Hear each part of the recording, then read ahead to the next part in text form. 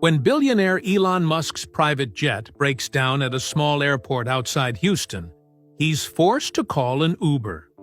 What should be a routine ride turns extraordinary when he notices complex space equations on his elderly driver's notepad. The IT equations aren't just good.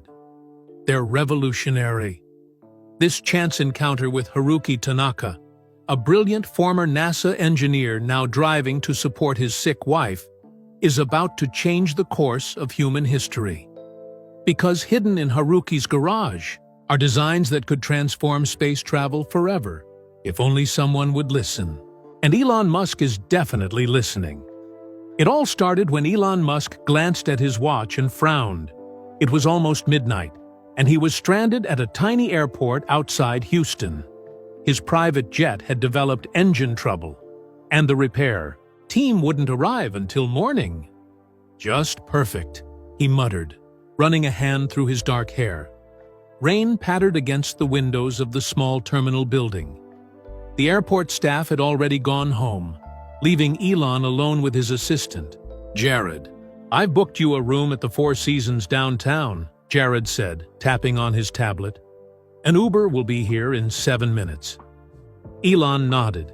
He hated delays, especially when he had meetings at SpaceX's Starbase facility early tomorrow. Every minute counted when you were trying to get humans to Mars. "You're sure there's no helicopter service? Private charter?" Elon asked, knowing the answer already. "Not at this hour, sir. Not in this weather." Elon's phone buzzed.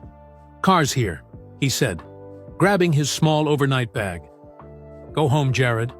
I'll see you in the morning." Outside, the rain had slowed to a drizzle. A white Toyota Camry waited by the curb, its headlights cutting through the darkness. Not his usual transportation, but it would do. Elon opened the back door and slid inside. The car was immaculately clean and smelled faintly of pine. "Four Seasons Hotel, downtown?" asked the driver, his voice soft and accented. "That's right," Elon replied, glancing up. The driver was an elderly Asian man, perhaps in his 70s, with a neat white beard and wire-rimmed glasses. His hands rested lightly on the steering wheel, the skin spotted with age but steady. A small astronaut figure dangled from the rearview mirror. "Traffic should be light this time of night," the driver said, pulling away from the curb. "We'll have you there in 40 minutes." Elon nodded, taking out his phone. He had emails to answer, plans to review, the usual mountain of work that came with running multiple companies. But something on the dashboard caught his eye. A small notepad lay open, covered with handwritten numbers and symbols. Not the usual driver's notes of addresses or directions, but complex mathematical equations. The driver noticed Elon's gaze and quickly flipped the notepad closed, tucking it into his pocket. "Sorry about that," the driver said. "Just some old habits. Hard to break." Elon's curiosity was piqued. Those weren't simple calculations. He'd spotted differential equations and what looked like orbital mechanics formulas. "No problem," Elon said casually. "I'm something of a math guy myself." The driver smiled politely in the rearview mirror but offered nothing more. They drove in silence for a few minutes, the wipers squeaking across the windshield. "I'm Elon, by the way," he said finally, deciding small talk was better than awkward silence. "Yes, Mr. Musk. I know who you are," the driver replied with a slight smile. "I'm Haruki Tanaka." "Those were some interesting equations on your notepad, Haruki," Elon said, watching for the man's reaction.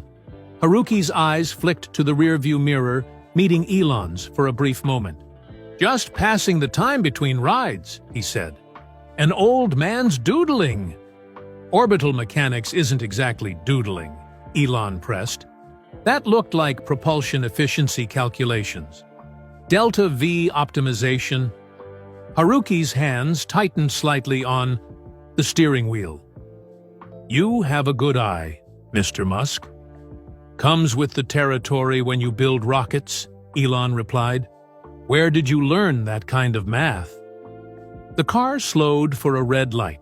For a moment, Haruki was silent, as if debating how much to share. "NASA," he finally said. "Many years ago, the light turned green, and they moved forward again." "You worked for NASA?" Elon leaned forward, his emails forgotten. "Johnson Space Center." 32 years, Haruki said, a touch of pride entering his voice. "I was an engineer on the space shuttle program, propulsion systems." Elon's mind raced. A NASA engineer driving an Uber at midnight? The man had to be at least semi-retired, but still, someone with that background could command consulting fees of hundreds of dollars an hour. "What brought you to Uber?" Elon asked, trying to keep his tone conversational. Haruki shrugged. "Life, Mr. Musk.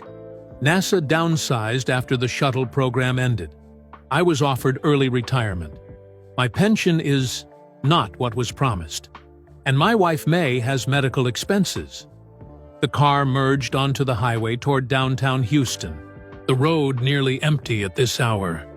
The gleaming skyline appeared in the distance, a constellation of lights against the night sky. "So I drive. It keeps me busy.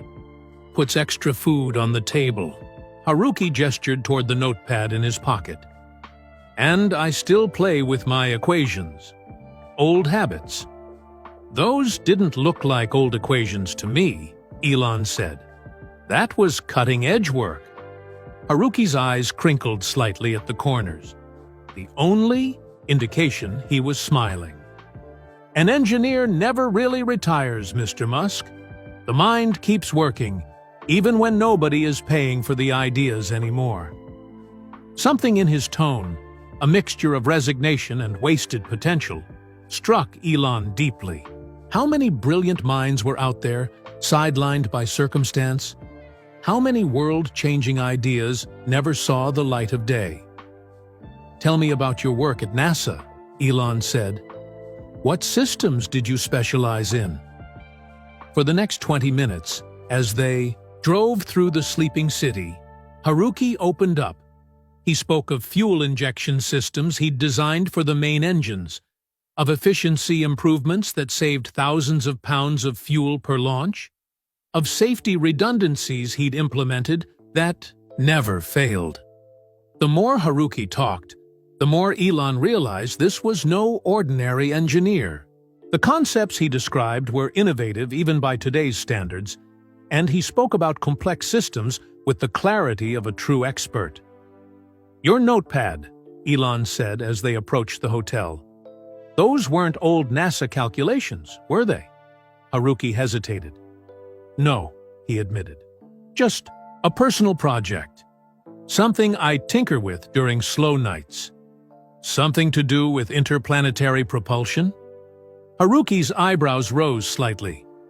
"Very good, Mr. Musk. Yes, a more efficient engine design. Theoretical, of course."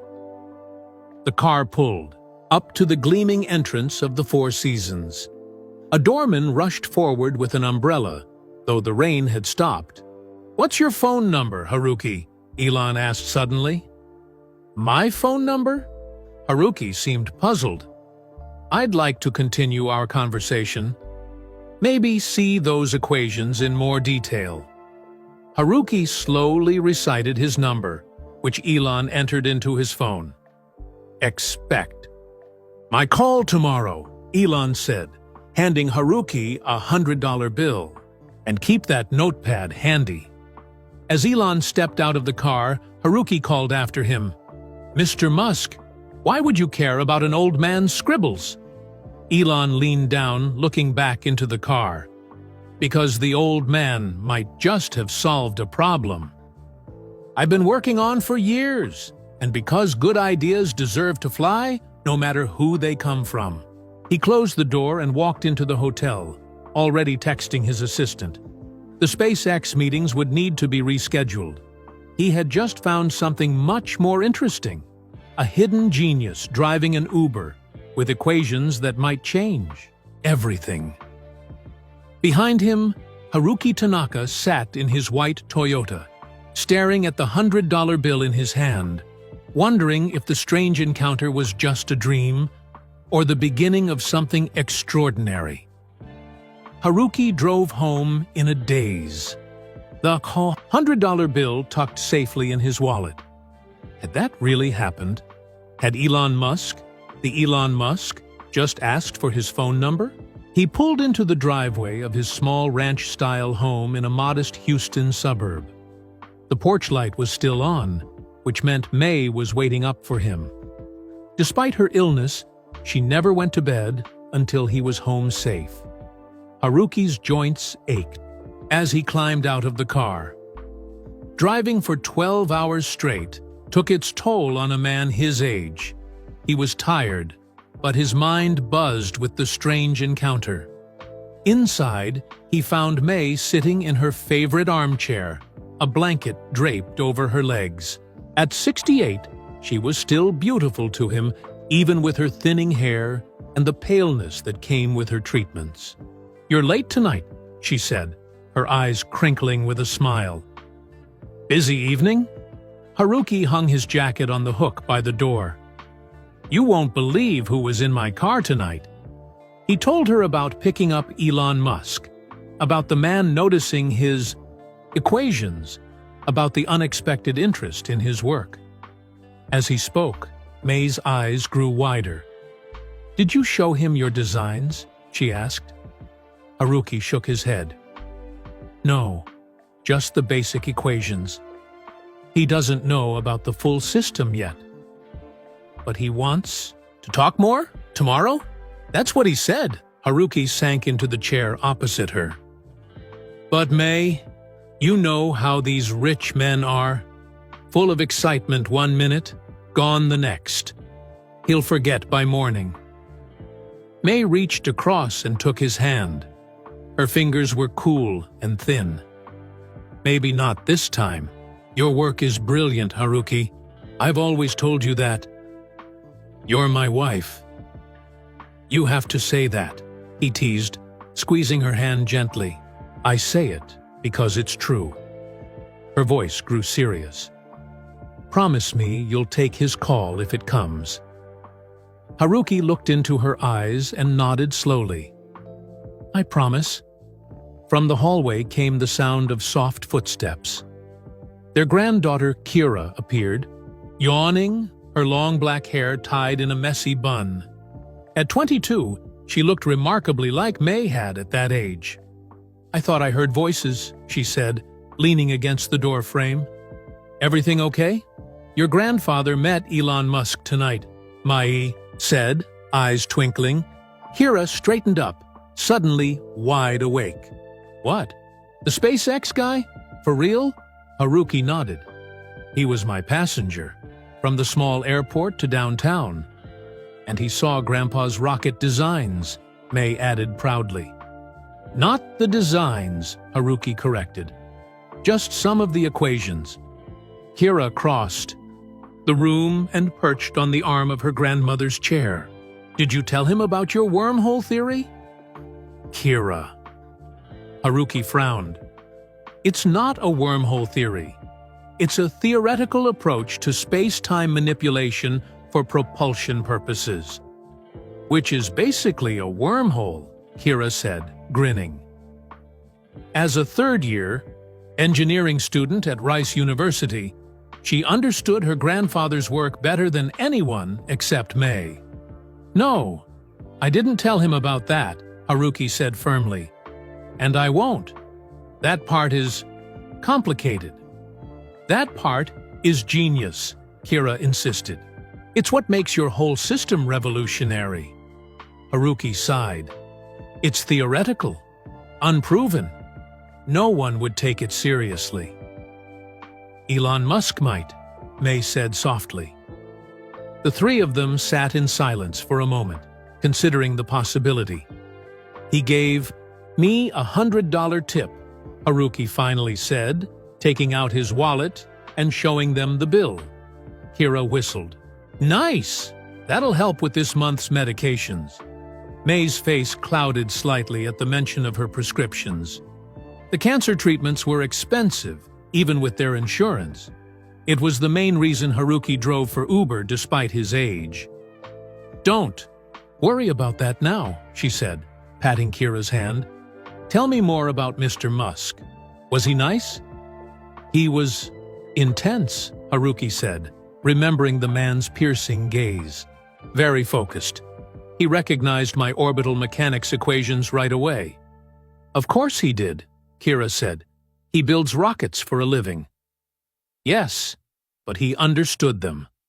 "Really understood them?" Haruki still seemed surprised. "Most people see my notes and think I'm working on accounting or statistics." "Because most people aren't rocket scientists," Kira pointed out. "Neither am I. Not anymore," Haruki said, his voice tinged with regret. "Just an old man driving a car." "Stop that," May said sharply. "You are Haruki Tanaka. Your fuel injection system flew on 27 shuttle missions. Your safety protocols saved lives. Your mind is as brilliant now as it was then." Haruki smiled at his wife's fierce defense. For 39 years, she had been his strongest supporter, believing in him even when he didn't believe in himself. "I should get some sleep," he said, standing up slowly. "If Mr. Musk does call tomorrow, I should be rested." "And you'll show him everything?" May pressed. "All your work?" Haruki hesitated. "We'll see. Let's not get ahead of ourselves." After helping May to bed, Haruki went to his garage. This was his sanctuary, his workshop. One wall was covered with whiteboards filled with equations. A desk held stacks of notebooks containing 15 years of calculations and designs. In the corner sat a crude model of his theoretical engine, built from spare parts. He turned on the desk lamp and opened his notepad to the page Elon had seen. The equations were just a small part of a much larger system, a revolutionary approach to space travel that he'd been developing since leaving NASA. NASA had dismissed his ideas as too theoretical, too risky. But what if Elon Musk saw something different? The man was known for taking risks, for pushing boundaries. Haruki touched the model engine gently. Could his work actually mean something again? Could his designs fly after all these years? "Don't be foolish, old man," he muttered to himself. "He won't call." But as he turned off the light and closed the garage door, a small flame of hope flickered in his heart. Hope that had been dormant for a very long time. In his bedroom, he found May already asleep, her breathing shallow but steady. He slipped into bed beside her, careful not to wake her. "Something is about to change," he whispered, though she couldn't hear him. "I can feel it." Across town, in his luxurious hotel suite, Elon Musk was wide awake. His laptop screen glowed in the darkness as he searched for information on Haruki Tanaka. Article after article from NASA's archives appeared. Papers on propulsion systems, fuel efficiency, safety protocols, awards for innovation, patents filed under Haruki's name. One photo showed a younger Haruki standing proudly beside the Space Shuttle Discovery, his hand resting on the massive main engine he had helped design. Elon leaned back, his mind racing with possibilities. The equations he'd glimpsed in Haruki's car suggested a breakthrough approach to interplanetary travel, exactly what SpaceX needed for their Mars missions. He picked up his phone and sent a text to his assistant. "Cancel all my meetings tomorrow. Found something more important. Need to meet with a Haruki Tanaka, former NASA engineer. Track him down. Bring him to the Texas facility ASAP." Then he added, "This could change everything." Morning sun streamed through the hotel curtains as Elon sat cross-legged on his bed, surrounded by printouts. He had barely slept.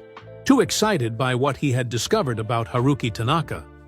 The man wasn't just any NASA engineer, he was a legend within the space agency. Haruki had designed fuel systems that increased efficiency by 17% on the space shuttle, saving millions in launch costs. His safety protocols had been adopted across the entire program. 3 patents bore his name, and he had received NASA's Exceptional Engineering Achievement Medal in 1992. Yet after 2011, when the shuttle program ended, Haruki seemed to vanish from the aerospace world. No new papers, no consulting work, nothing.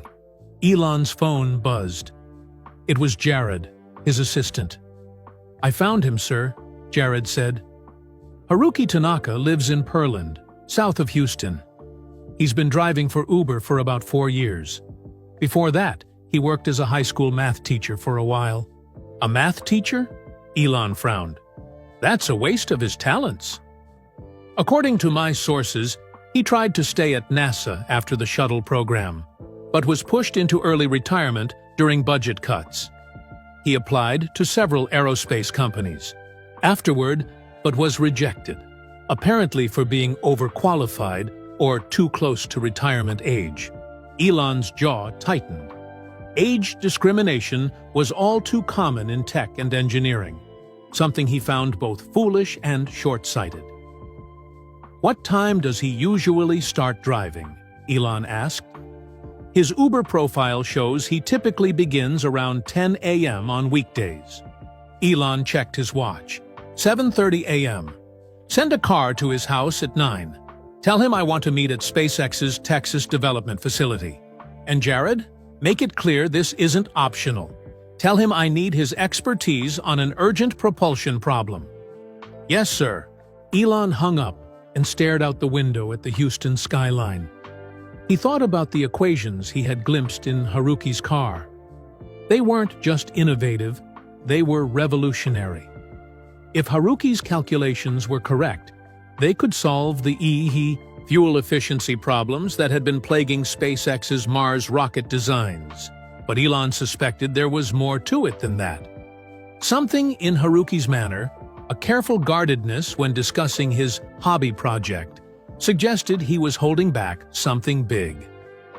By 9:15 a.m., Elon was pacing the conference room at SpaceX's development facility outside Houston. The room's large windows overlooked the sprawling test site, where prototype rockets stood like silver sentinels against the Texas sky. His phone rang. It was Jared again. "Sir, we have a problem. Mr. Tanaka is refusing to come in. He says he has Uber passengers scheduled and can't cancel on them." Elon frowned. "Put him on the phone."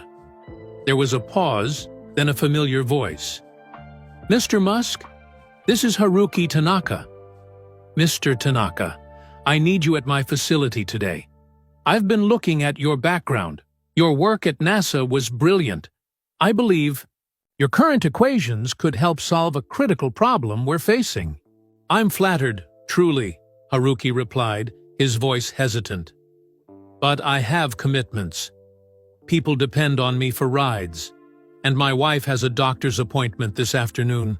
Elon thought quickly. "What if I send a car for your wife, too? She can come with you. We have comfortable waiting areas, and I'll personally pay you triple what you would make driving Uber today." The line went silent. Elon could almost hear Haruki wrestling with the decision. "Maybe tomorrow would be better," Haruki finally said. "Mr. Tanaka," Elon said firmly, "I don't say this lightly, but what I glimpsed in your notepad could significantly advance our Mars program. Every day matters in this work. This isn't just about money, it's about making history." Another pause. "Then, my granddaughter would need to come too. She stays with my wife when I'm working." "Of course," Elon agreed immediately. "The car will pick up all 3 of you in 30 minutes. After hanging up, Elon instructed his team to prepare the engineering lab. He wanted Haruki to feel at home, surrounded by the tools and technology that had once been part of his daily life. At 10:45 a.m., Elon watched through the window as a black Tesla pulled up to the facility entrance. Haruki stepped out first, looking uncomfortable in a button-up shirt and slacks that seemed newly pressed. He helped an elderly woman exit the car, May, presumably, moving with the gentle care of decades-long love. Then a young woman emerged from the back seat. Tall and confident, she surveyed the SpaceX facility with undisguised curiosity. This must be the granddaughter. She supported May on one side while Haruki held the other, the three of them forming a unit. As they approached the building, Elon met them in the lobby. "Mr. Tanaka, thank you for coming." He extended his hand, which Haruki shook firmly. "And you must be Mrs. Tanaka and—" "Kira," the young woman supplied. "Kira Tanaka. I'm studying aerospace engineering at Rice University." Her direct gaze held a challenge, as if daring Elon to dismiss her because of her age or gender. Elon nodded, instantly liking her confidence. "Excellent. We always need good engineers." He turned to May. "Mrs. Tanaka, we've prepared a comfortable room where you can rest while we talk shop. There's tea, snacks, and a good view of our test facility." "Thank you," May said softly, her voice carrying the slight tremor of illness. "But I've been listening to Haruki's shop talk for 40 years. I think I'll join you, if that's all right." "Of course," Elon said, surprised but pleased. "Let me show you to our lab."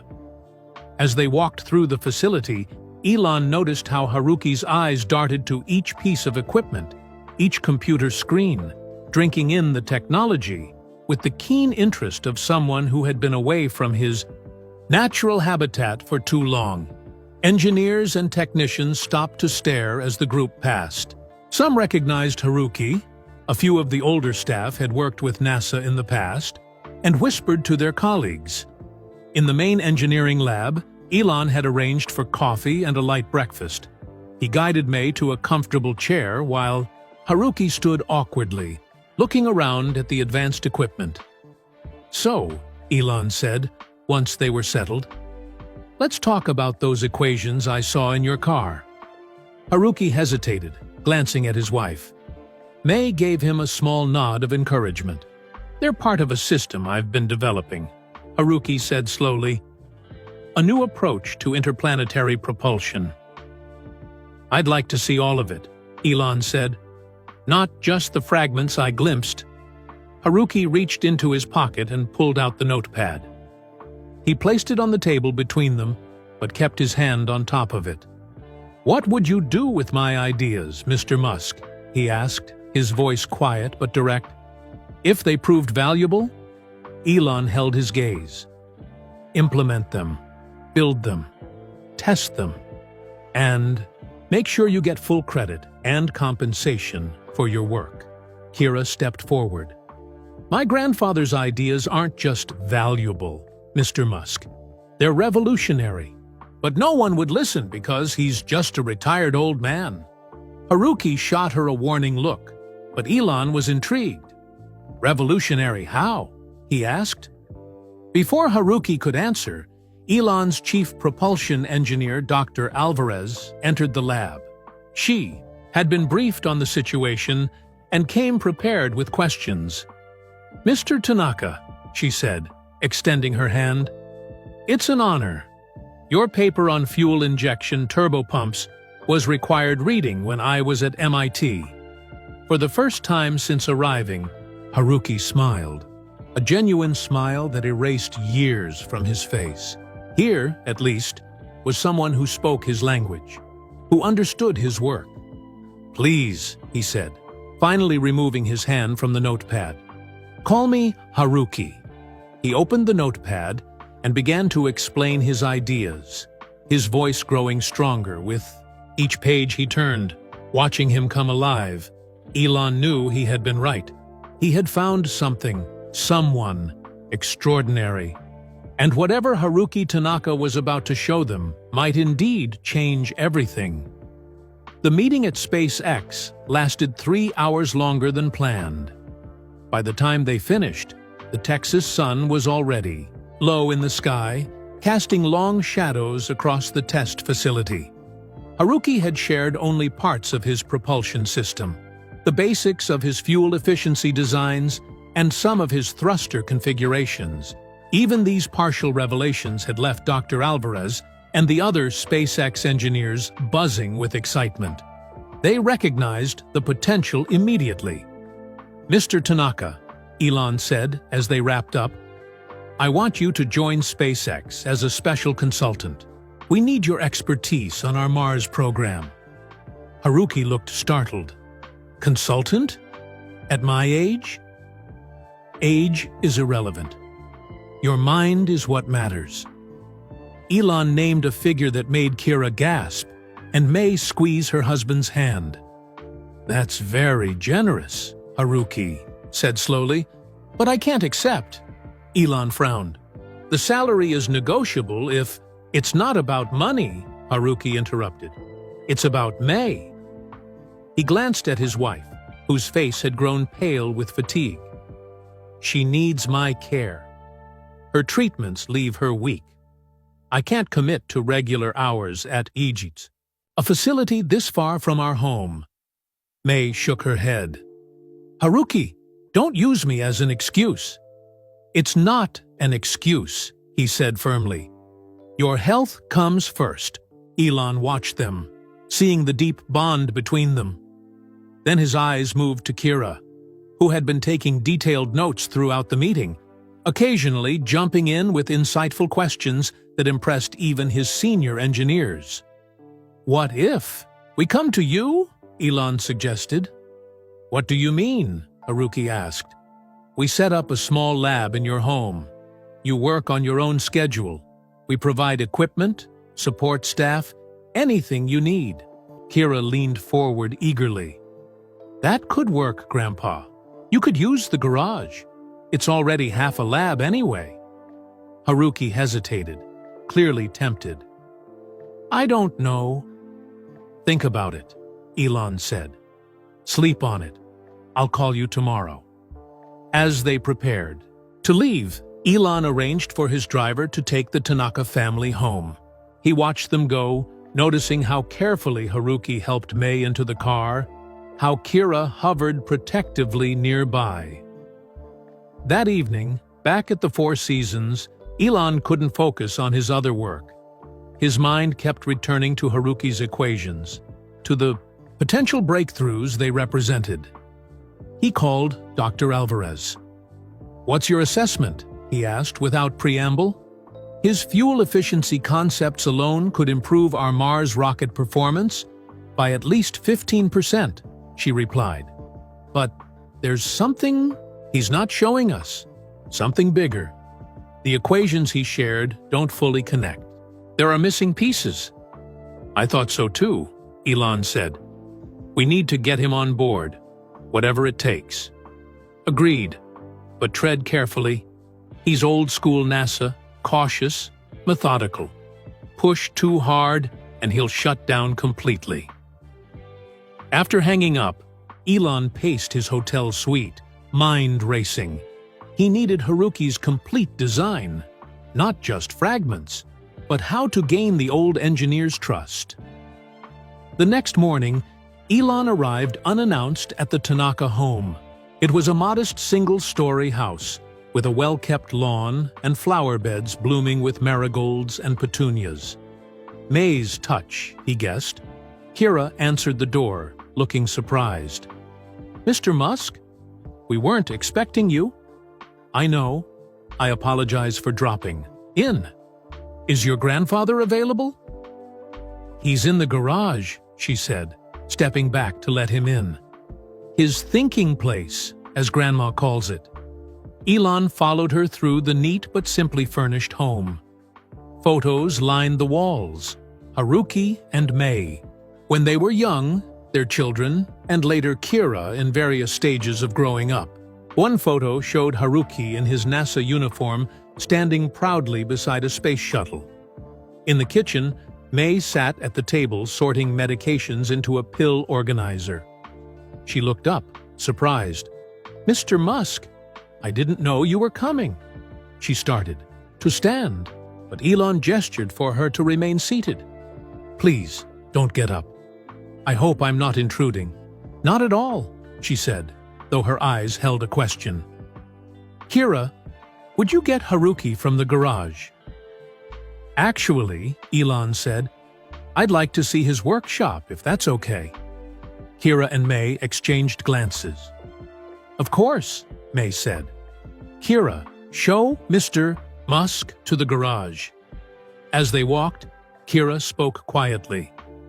"My grandfather has been up all night working on his equations. Your visit yesterday, it awakened something in him." "That's good, isn't it?" Elon asked. "Yes, but—" She hesitated.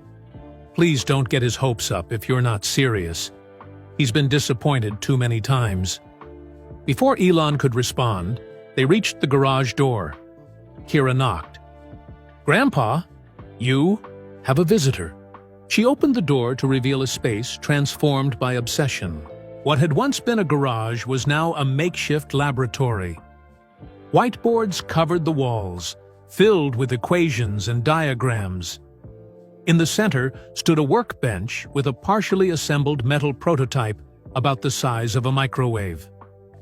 Haruki looked up from his calculations, surprised. "Mr. Musk, what are you doing here?" "I wanted to see where the magic happens," Elon said, taking in the room with keen interest. His eyes lingered on the prototype. "Is that it? Your propulsion system?" Haruki moved to stand between Elon and the key device. "Just a small-scale model. Not functional, of course." "Of course," Elon echoed, though he suspected otherwise. "Mr. Tanaka, I came to make you an offer in person." He laid out his proposal. SpaceX would set up a fully equipped lab in Haruki's garage. They would provide any materials, computers, and testing equipment needed. Haruki would work on his own schedule, with no pressure to come to the SpaceX facility unless he wanted to. And most importantly, Elon continued, "You'll have complete creative control. This is your project. We're just providing resources." Haruki's expression remained guarded. "And what does SpaceX get in return?"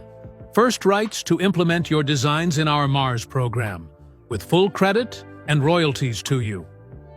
Elon named a percentage that made Haruki's eyebrows rise. "You're that convinced my work has value?"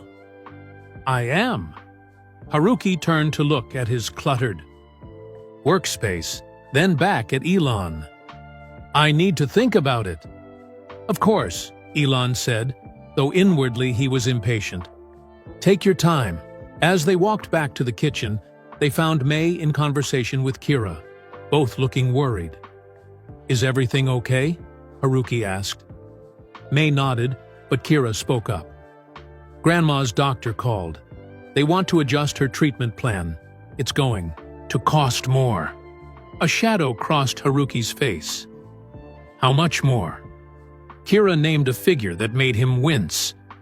"We'll manage," he said firmly, though Elon could see the strain in his eyes. "Mr. Tanaka," Elon said quietly, "my offer includes full health benefits for you and your wife. Any treatments, any specialists, all covered." The room went silent. Haruki looked at May, whose eyes had filled with tears. "Take it, Grandpa," Kira urged. "This is your chance to finish what you started, to make a difference." Again. "Kira's right," May said softly. "I've watched you driving that car, coming home exhausted, all while your brilliant ideas gathered dust in this garage. Please, Haruki, do this for yourself." Haruki's shoulders straightened. "I'll do it on one condition," he said, turning to Elon. "Kira works with me as my assistant. She understands my methods, and she's a talented engineer in her own right." Elon glanced at Kira, whose face lit up with hope and excitement. "Done," he said, extending his hand. Welcome to SpaceX, both of you." As they shook hands, Elon felt a surge of triumph. He had secured not just Haruki's extraordinary mind, but also that of his granddaughter, a bonus he hadn't anticipated. "When can we start?" Kira asked eagerly. "I'll have a team here tomorrow to set up the lab," Elon promised. "By next week, you'll have everything you need to turn those equations into reality." As Elon left the Tanaka home, he couldn't help but feel he had just changed the course of not just one family's life, but potentially that of human space exploration. Whatever Haruki was hiding in those incomplete equations, Elon was now one step closer to discovering it. Behind him, the Tanaka family stood in their doorway. Haruki with his arm around Mei, Kira bouncing with barely contained excitement. A new chapter was beginning for all of them, filled with both promise and uncertainty. True to his word, Elon sent a team the very next day. The Tanaka garage transformed rapidly into a high-tech laboratory. Workbenches with precision tools lined the walls. 3 powerful computer stations with advanced modeling software replaced Haruki's old desktop. In the center stood a small testing platform where prototypes could be safely evaluated. Kira watched the installation with wide eyes. "This equipment must cost millions," she whispered to her grandfather. Haruki nodded, looking both thrilled and intimidated. After the technicians left, he stood in the middle of his new lab, running his fingers over the gleaming surfaces, hardly believing this was happening. A week later, Dr. Alvarez arrived with 2 young SpaceX engineers, Raj Patel and Marcus Chen. They would work directly with Haruki and Kira, helping to translate Haruki's theoretical designs into testable models. "Mr. Musk wants regular updates," Dr. Alvarez explained. "But otherwise, this is your show, Mr. Tanaka. These engineers are here to assist, not direct."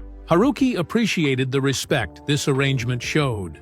For the first time in years, he was being treated as a valuable mind, not an obsolete relic. The work began in earnest. Mornings and afternoons were devoted to the propulsion system. Evenings were for Mei, whose spirits improved seeing her husband engaged in meaningful work again. Kira balanced her university classes with lab time, often staying late into the night running simulations on the new computers. After 2 weeks, Elon returned for his first progress report. The team gathered around the main workbench where Haruki had laid out his detailed plans. "We've been focusing on the fuel efficiency system," Haruki explained, pointing to a series of diagrams. "By restructuring the combustion chamber and modifying the nozzle geometry, we can achieve a 23% increase in efficiency." Dr. Alvarez nodded. "We've run the numbers through our models. His calculations check out." Elon examined the designs with intense focus. "This alone makes our investment worthwhile," he said. "How soon can we integrate these modifications into our existing engines?" 3 months for initial testing, Raj estimated. "Maybe 6 months for full implementation."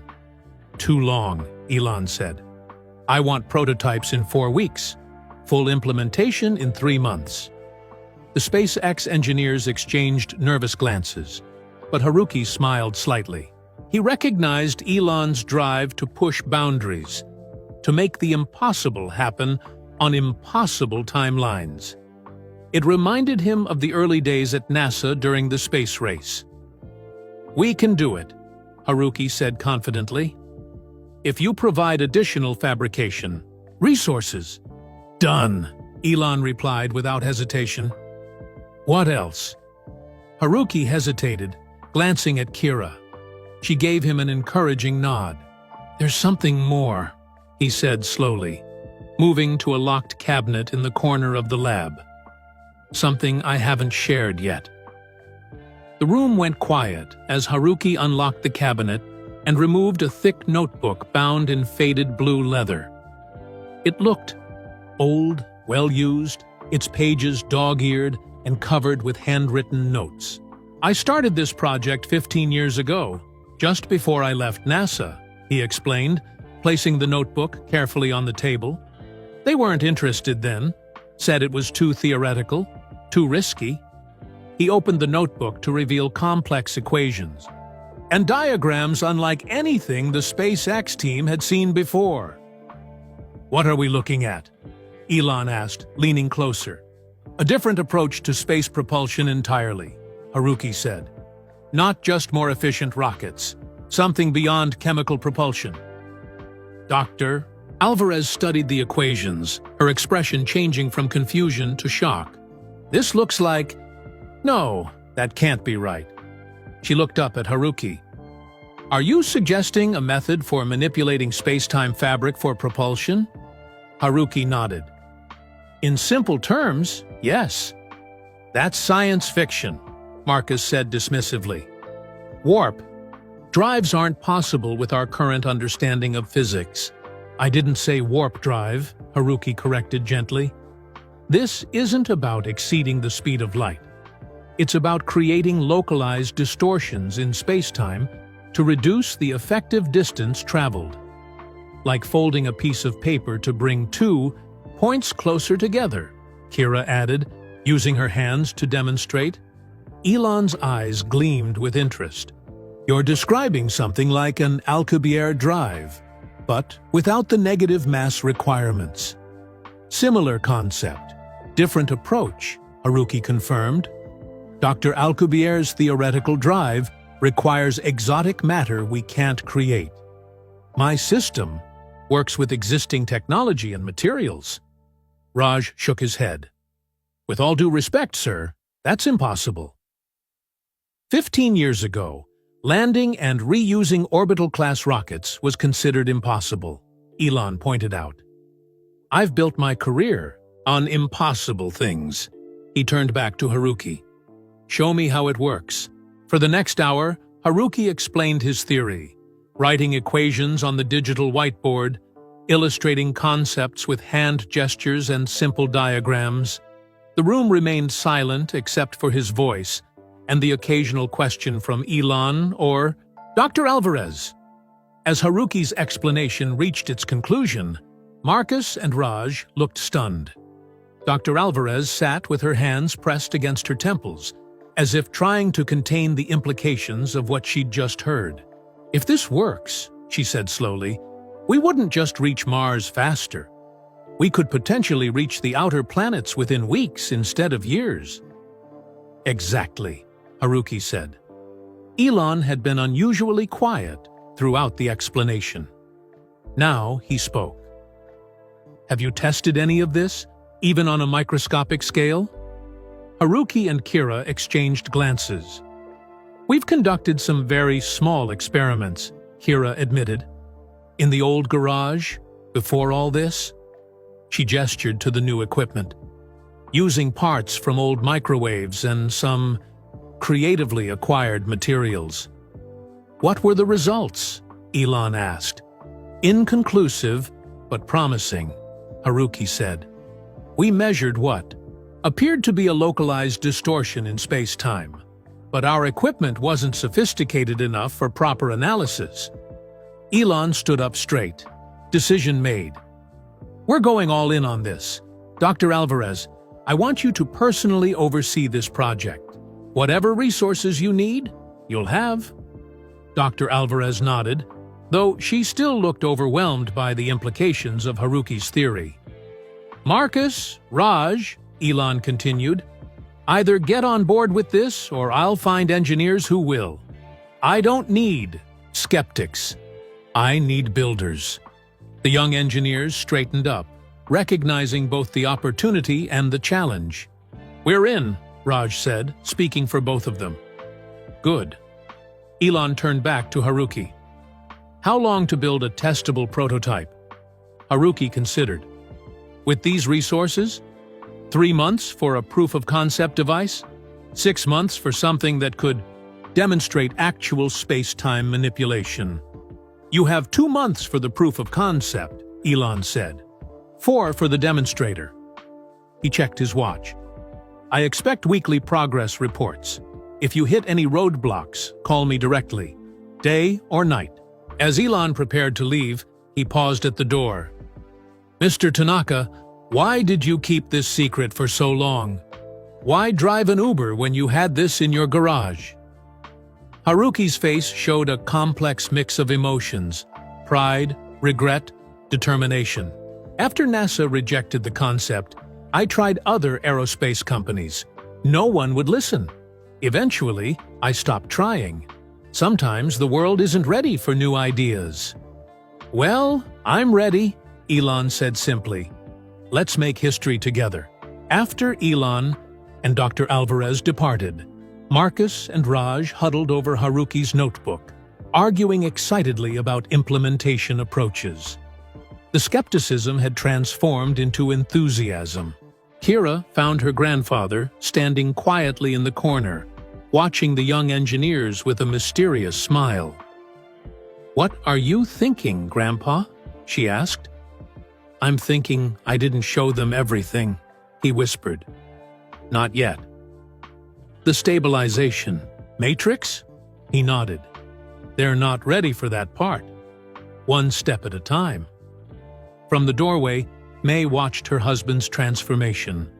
The stooped shoulders of the Uber driver had straightened. The hesitant voice had regained its authority. The resigned acceptance in his eyes had been replaced by purposeful determination. Whatever happened with the project, she thought, Elon Musk had already worked a miracle. He had given Haruki back to himself. 2 weeks into the project, Elon's private jet touched down in Houston again. The meeting at SpaceX had gone well, but Haruki's ideas still occupied his thoughts day and night. He had questions that couldn't wait for the weekly reports. Raj met him at the Tanaka house, looking tired but excited. "We've been working around the clock, sir. Mr. Tanaka is, well, he's incredible. At his age, he outworks all of us." Inside the converted garage, Elon found a scene of focused intensity. Marcus sat at one computer station running simulations. Kira worked at another, making adjustments to a complex 3D model. In the center of the room, Haruki stood before a small testing platform where a metal device about the size of a toaster hummed quietly. "Mr. Musk," Haruki said, looking up, "we weren't expecting you. I had some questions about your space-time." "Manipulation theory," Elon replied. "Thought it would be easier to discuss in person." Haruki nodded. "Of course. Though perhaps we should talk privately." Elon raised an eyebrow, but followed Haruki out of the lab and into the backyard. It was a pleasant evening, the Texas heat fading as the sun dipped toward the horizon. May's flower garden filled the air with sweet scents. "I assume you have concerns," Haruki said once they were alone. "Not concerns, curiosities?" Elon sat on a garden bench. "Your theory is revolutionary, but it feels incomplete, like you're holding something back." Haruki smiled faintly. "You have good instincts, Mr. Musk." "Call me Elon, please." "Elon, then." Haruki sat beside him, his face serious. "What I showed your team is only part of the picture. The space-time manipulation system is real, and it will work as described. But it's not my ultimate goal." "What is your ultimate goal?" Haruki was silent for a long moment, as if weighing a decision. Finally, he spoke. "Have you heard of the Krasnikov tube theory?" Elon's eyes widened slightly. "A theoretical method for creating a traversable pathway through space-time. A sort of tube where the laws of physics are altered to allow faster travel. But it's purely theoretical." "So were black holes once," Haruki countered. "Everything is theoretical until someone builds it. Are you saying you've found a way to create a Krasnikov tube?" "Not exactly." Haruki leaned forward, lowering his E. voice, though no one else was nearby. I've developed a theory for creating something similar but more stable. A controlled wormhole, essentially. Elon stared at him. That would change everything. Interstellar travel would become possible within a human lifetime. Exactly. Haruki's eyes shone with intensity. But it goes beyond that. If we can create stable pathways through space-time, we could potentially reach any point in our galaxy. Why haven't you shared this with the team? Haruki sighed. Because I haven't solved all the problems yet. The theory is sound, but the practical application is enormously complex. And frankly, I wasn't sure I could trust SpaceX with this knowledge. You can trust us, Elon said firmly. Perhaps, but this technology in the wrong hands could be dangerous. Very dangerous. Haruki's expression was grave. It's not just about travel. Manipulating space-time at this level has other implications. Like what? Like potentially creating closed time like curves. Elon's breath caught. Time travel. Theoretical time travel, Haruki corrected. Within certain constraints. But even the possibility raises enormous ethical questions. They sat in silence as the implications sank in. A mockingbird sang from a nearby tree, oblivious to the world-changing conversation happening below. When did you develop this theory? Elon finally asked. I began at NASA, but they shut it down. Said it was too speculative, too far from practical application. Haruki's voice held old bitterness. I continued in secret, working nights and weekends. Then May got sick the first time, about 10 years ago. Breast cancer. I'm sorry. She recovered, but the medical bills. Haruki shook his head. I took a teaching job, put the research aside. Then when she got sick again 5 years ago, I drove for Uber because I could make my own hours, be there for her treatments. And the research? I never fully abandoned it. I would work on it late at night, sometimes just doing calculations in my head while waiting for ride requests.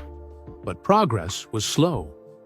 He looked toward the house, where light spilled from the kitchen window.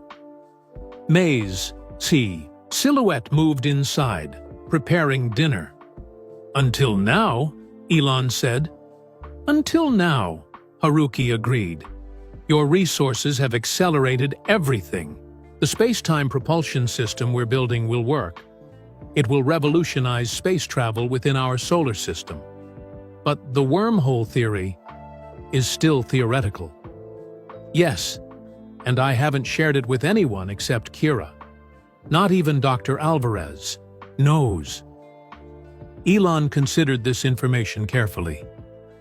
I want to help you complete it. All of it. Why? Haruki asked, studying Elon's face. Most business people would focus on the technology that can be commercialized now. Not chase theoretical physics. I'm not most business people, Elon replied with a slight smile. And besides, I didn't start SpaceX to make money. I started it to make humans a multi-planetary species. And now? Now I'm thinking bigger. A multi-stellar species. Elon stood up, energy radiating from him. We'll build both systems, the space-time propulsion device for near-term applications, and we'll fund your wormhole research as a separate, classified project. Who would work on it? You, Kira, and a small team of your choosing. The most brilliant minds we can find. People you trust completely. Haruki looked skeptical. The technical challenges are enormous. It would require developing entirely new materials, new power systems. I'm good at enormous challenges, Elon said simply. How long would it take? Years, maybe decades. What if I gave you unlimited resources? The best minds, The best equipment? No budget constraints? Haruki thought about it. Even then, 5 years to prove the concept.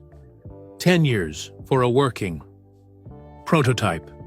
I can live with that timeline. Elon extended his hand. Do we have a deal?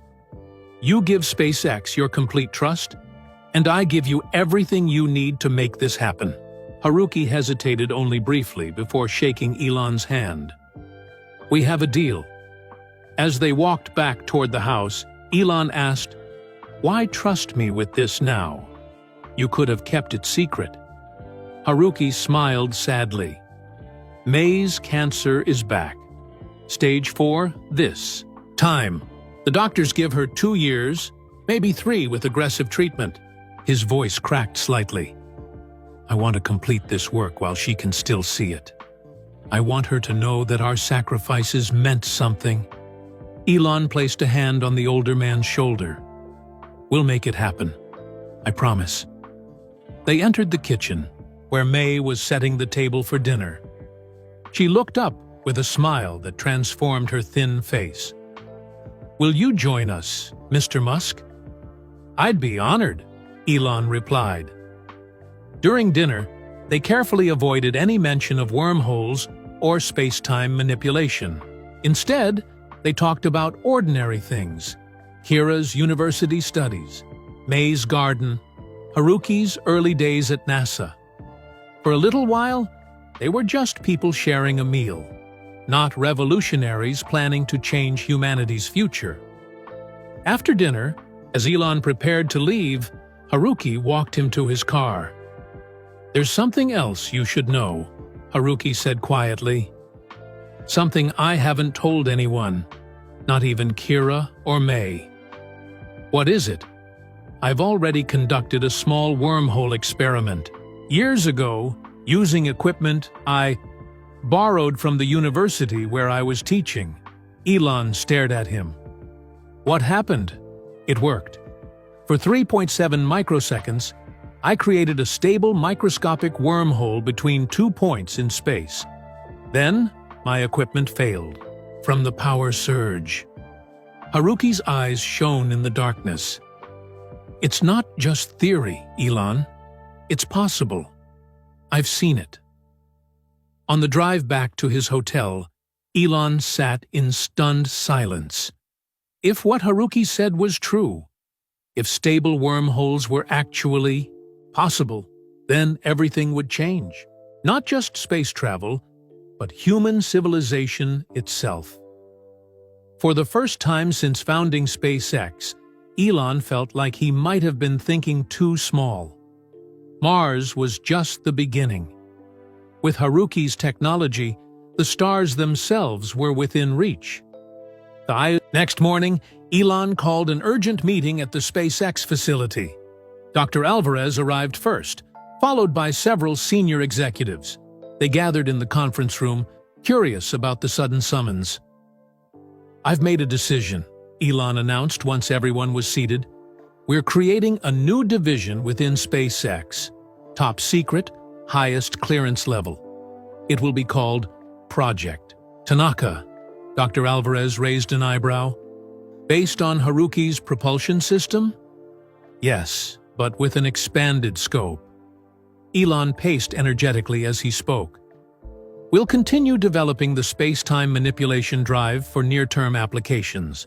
But we're also going to pursue more ambitious goals. Such as? One executive asked. You'll be briefed if you're assigned to the project, Elon replied. For now, know that this is the most important work we're doing. More important than Mars. More important than Starship. The executives exchanged surprised glances. Nothing was more important than Mars in Elon's universe. Until now, apparently. I want a dedicated facility near Haruki's home, Elon continued. Something that looks ordinary from the outside, but has state-of-the-art labs inside. And I want our best people on this, Dr. Alvarez nodded. I'll start looking for a suitable location today. Good. And one more thing. I'm offering Haruki Tanaka a formal position as Chief Theoretical Officer with full benefits, stock options, and a salary appropriate for someone of his expertise. That's excellent, Dr. Alvarez said. His knowledge is irreplaceable. I'm not sure he'll accept, Elon admitted. He's determined to work from home to care for his wife. But I want the offer on the table. After the meeting, Elon drove back to the Tanaka house. This time, Kira answered the door with a worried expression. "Grandma's having a bad day," she explained quietly. "The medications make her very tired." "I understand," Elon said. "Is your grandfather available?" "He's with her now, but he should be out soon. You can wait in the lab if you'd like." In the garage laboratory, Raj and Marcus were working silently at their computer stations. They nodded respectfully to Elon, but continued their tasks. The prototype device sat on its testing platform, modified since yesterday with new components. After 20 minutes, Haruki entered, looking tired but composed. "How is she?" Elon asked. "Resting now?" Haruki rubbed his eyes. "The new treatment protocol is aggressive. Some days are harder than others." "I'm sorry," Elon said sincerely. Then, getting to business, "I've come to make you an offer." He laid out the details of the Chief Theoretical Officer position, the salary, benefits, and stock options. Haruki listened politely, but shook his head when Elon finished. "I appreciate the offer, truly, but I can't commit to regular hours at your facility. May needs me here." "You misunderstand," Elon said. "The position doesn't require you to come to SpaceX. We're building a facility near your home, walking distance, and your hours would be entirely flexible." Haruki hesitated. "That's very generous." "It's practical," Elon countered. "Your mind is too valuable to waste driving strangers around." "Houston." A ghost of a smile crossed Haruki's face. "If you hadn't needed that ride from the airport, we wouldn't be having this conversation." "True. Sometimes the universe works in strange ways." Elon leaned forward. "But chance only gets us so far. The rest is choice. Will you choose to work with us officially?" Haruki glanced toward the house, thinking of May. "The medical benefits. They would cover experimental treatments." "Everything," Elon promised. "The best specialists, any treatment protocol, anywhere in the world." Haruki took a deep breath. "Then I accept. But with one condition." "Name it." "Kira must be part of the team. Not just as my assistant, but as a full engineer with her own role." Elon studied the older man's face. "You really believe in her abilities, don't you?" "She's brilliant," Haruki said simply. "Smarter than I was at her age. She understands my work intuitively. And she has something I lack, a fresh perspective." "Done," Elon agreed. "She'll need to complete her degree, but we can work around her class schedule." "Actually," came a voice from the doorway, "I've already spoken to my department head." They turned to see Kira standing there, a determined expression on her face. "I'm switching to an accelerated program," she continued. "I can finish my degree in 8 months while working here part-time. After that, I'm all in." Elon nodded approvingly. "Ambitious. I like that." A comfortable silence fell as the three of them considered the path ahead. Then Haruki spoke, his voice thoughtful. "This team we're building for the Wormhole Project, it needs to be small, trustworthy, the right mix of skills." "I agree," Elon said. "Who do you have in mind?" "Dr. Alvarez, certainly. She has the perfect background in advanced propulsion theory." Haruki considered further. Raj has shown remarkable insight with the computational models. I'd want him involved." "Not Marcus?" Elon asked, curious. Haruki shook his head slightly. "Marcus is brilliant, but he's too conventional in his thinking, too bound by existing physics paradigms." "Anyone else?" "Yes, but not from SpaceX." Haruki reached for a tablet and pulled up an academic profile. Dr. Sophia Chen at Caltech. She's doing groundbreaking work on quantum field manipulation. Her research parallels some of my theoretical work, though she doesn't realize it yet. Elon studied the profile. "I'll reach out to her today." And one more. Haruki showed him another profile.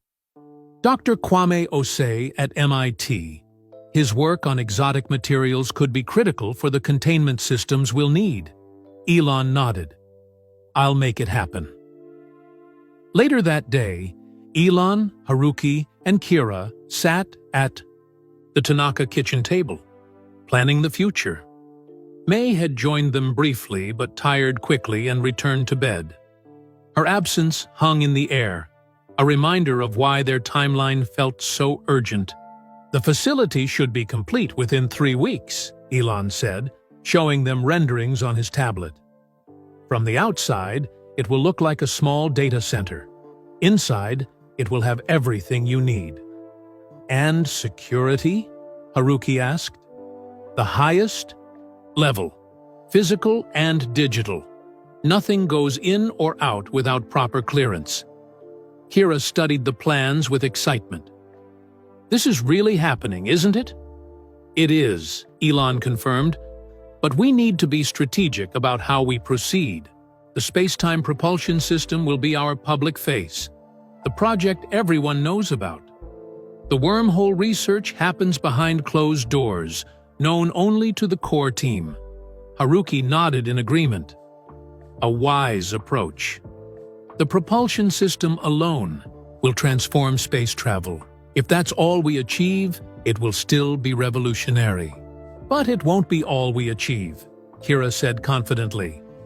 The conversation continued late into the evening, covering technical challenges, resource requirements, and potential applications of the technology.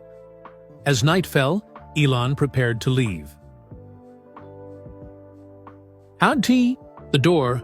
Haruki stopped him. "Thank you," he said quietly. "Not just for the opportunity or the resources, but for believing in possibilities that others dismiss." "That's been the story of my life," Elon replied with a small smile. "People said reusable rockets were impossible. They said electric cars would never replace gasoline. They said a private company couldn't succeed in space." He shrugged. "I'm used to proving people wrong." "Then we'll make a good team," Haruki said, "because I've spent my life doing the same thing." As Elon drove away, he felt a sense of rightness, of pieces falling into place. The road ahead would be challenging, perhaps the most difficult technical challenge humanity had ever attempted. But for the first time, he believed interstellar travel might be possible within his lifetime. And it had all started with a chance Uber ride and an old man's notepad full of equations. 1 month later, Project Tanaka was in full swing. The new facility, disguised as a data center, stood just 2 blocks from the Tanaka home. Inside, it hummed with activity as the carefully selected team worked on 2 distinct but related projects. The space-time propulsion system progressed rapidly. With SpaceX's resources, Haruki's theoretical concepts were taking physical form faster than he had ever imagined possible.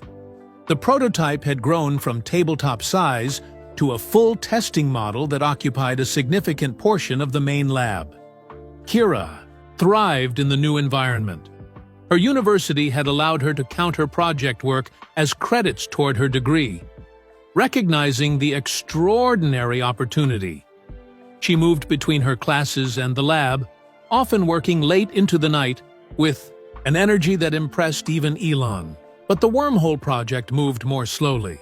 Haruki, Dr. Alvarez, Raj, and the newly recruited Dr. Chen and Dr. Osei spent hours in heated discussions, debating theoretical approaches and practical limitations. The power requirements are impossible, Dr. Osei insisted during one such session.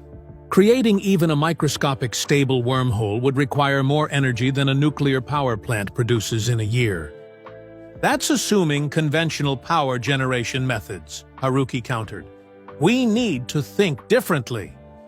Perhaps we could harness zero-point energy, Dr. Chen suggested. My research indicates theoretical, unproven, Dr. Osei interrupted. We need practical solutions. Kira, who had been listening quietly, spoke up. What about using the space-time distortion itself as a power source? If we can create even a small distortion, the energy differential between normal space and the distorted region could be tapped. The senior scientists fell silent, considering her suggestion. Bootstrapping, Haruki murmured, writing rapid calculations on the whiteboard. It could work. The initial energy input would need to be significant, but once the process begins, it could become self-sustaining. Dr. Chen finished, eyes wide with excitement. From that moment, the wormhole project gained momentum. Kira's insight had broken a major theoretical logjam. The team now had a direction, a potential solution to one of their biggest challenges. Every Wednesday evening, Elon flew in for project updates. These meetings became the highlight of the week, with team members eagerly showcasing their progress. Today, Elon arrived looking tired but keenly focused. The propulsion prototype passed all preliminary tests, Dr. Alvarez reported proudly. We're achieving a 26% space-time distortion in the test chamber, which translates to approximately 40% reduction in effective distance. Good, Elon nodded. Timeline for full-scale testing? 3 weeks, Raj said confidently. We've solved the containment field stability issues. And the wormhole project? Elon turned to Haruki. Progressing, Haruki said cautiously. Dr. Chen has developed a new approach to the quantum field manipulations required for stability, and Dr. Osei has created a promising new material for the containment rings. But? Elon prompted, sensing hesitation. Haruki sighed. But we're still facing fundamental challenges with the mathematics. Some of the equations simply don't resolve within our current understanding of physics. The room fell silent. This was the frustrating reality of pushing beyond the frontiers of science. Sometimes the map simply ended, and new territory had to be charted from scratch. Show me, Elon said. Haruki led him to a whiteboard covered with complex equations. This section here describes the transition boundary between normal space and the wormhole threshold. The mathematics becomes problematic, meaning the numbers go to infinity, Dr. Chen explained, which suggests either our approach is flawed or our understanding of the underlying physics is incomplete. Haruki finished. Elon studied the equations, his face unreadable. Then he looked up at the team. History is full of impossible equations that were later solved when someone approached them differently. Keep pushing. After the meeting, Elon found Kira alone in the lab, running simulations on her computer. You should go home and rest, he said. It's late. She shook her head without looking away from the screen. I'm close to something. I can feel it. Elon smiled. Her dedication reminded him of himself at that age. Your grandfather mentioned you were the one who suggested the energy bootstrap concept. Just a crazy idea that happened to work, she said modestly. No such thing as a crazy idea in this field, only untested ones. Elon pulled up a chair beside her. How's your grandmother doing? Kira's face clouded. Some good days, some bad. The new treatments are tough on her, but she's fighting. She paused her simulation and turned to face him. Can I ask you something personal? Sure. Why are you doing this? The Mars mission makes sense. It's practical, achievable, commercially viable, eventually. But this? She gestured to the wormhole project materials. This might not work. It might take decades. It might never be profitable. Elon considered the question carefully. Do you know why I started SpaceX? To make humans a multiplanetary species. Yes, but why? Because I read too much science fiction as a kid. Because I wanted to see people on Mars in my lifetime? He shook his head. It's bigger than that. I believe expanding beyond Earth is essential for human consciousness to survive long-term. If we stay on one planet, eventually, something will wipe us out. An asteroid, a pandemic, nuclear war, AI gone wrong. Pick your apocalypse. And the wormhole project? Kira prompted. Same principle, larger scale. Mars is just the beginning. If we want humanity to truly thrive, to spread consciousness throughout the galaxy, we need this. He pointed to her simulation. We need to reach the stars. Your grandfather's work might make that possible. Kira nodded slowly. Thank you for believing in him when no one else would. I know what it's like to have people dismiss your ideas, Elon said simply. The next morning, Haruki arrived at the lab to find most of the team gathered around Kira's workstation, expressions of disbelief on their faces. What's happening? He asked. Raj turned, eyes wide. Kira may have solved the transition boundary problem. What? How? Dr. Chen moved aside so Haruki could see the screen. She approached it from a higher dimensional perspective. Instead of trying to resolve the infinity in three-dimensional space, she created a mathematical model with 11 dimensions. String theory dimensions, Haruki murmured, scanning the equations. Exactly, Dr. Osei said. And when projected back into three-dimensional space, the infinities cancel out, Haruki finished, amazed. The boundary becomes stable. Kira looked exhausted but triumphant. It still needs refinement, but the basic approach works. The simulations are clean. Haruki placed a hand on his granddaughter's shoulder, overcome with pride. I always knew you were brilliant, but this... The moment was interrupted when Marcus burst into the lab, looking upset. Dr. Alvarez wants everyone in the main testing chamber. There's a problem with the propulsion prototype.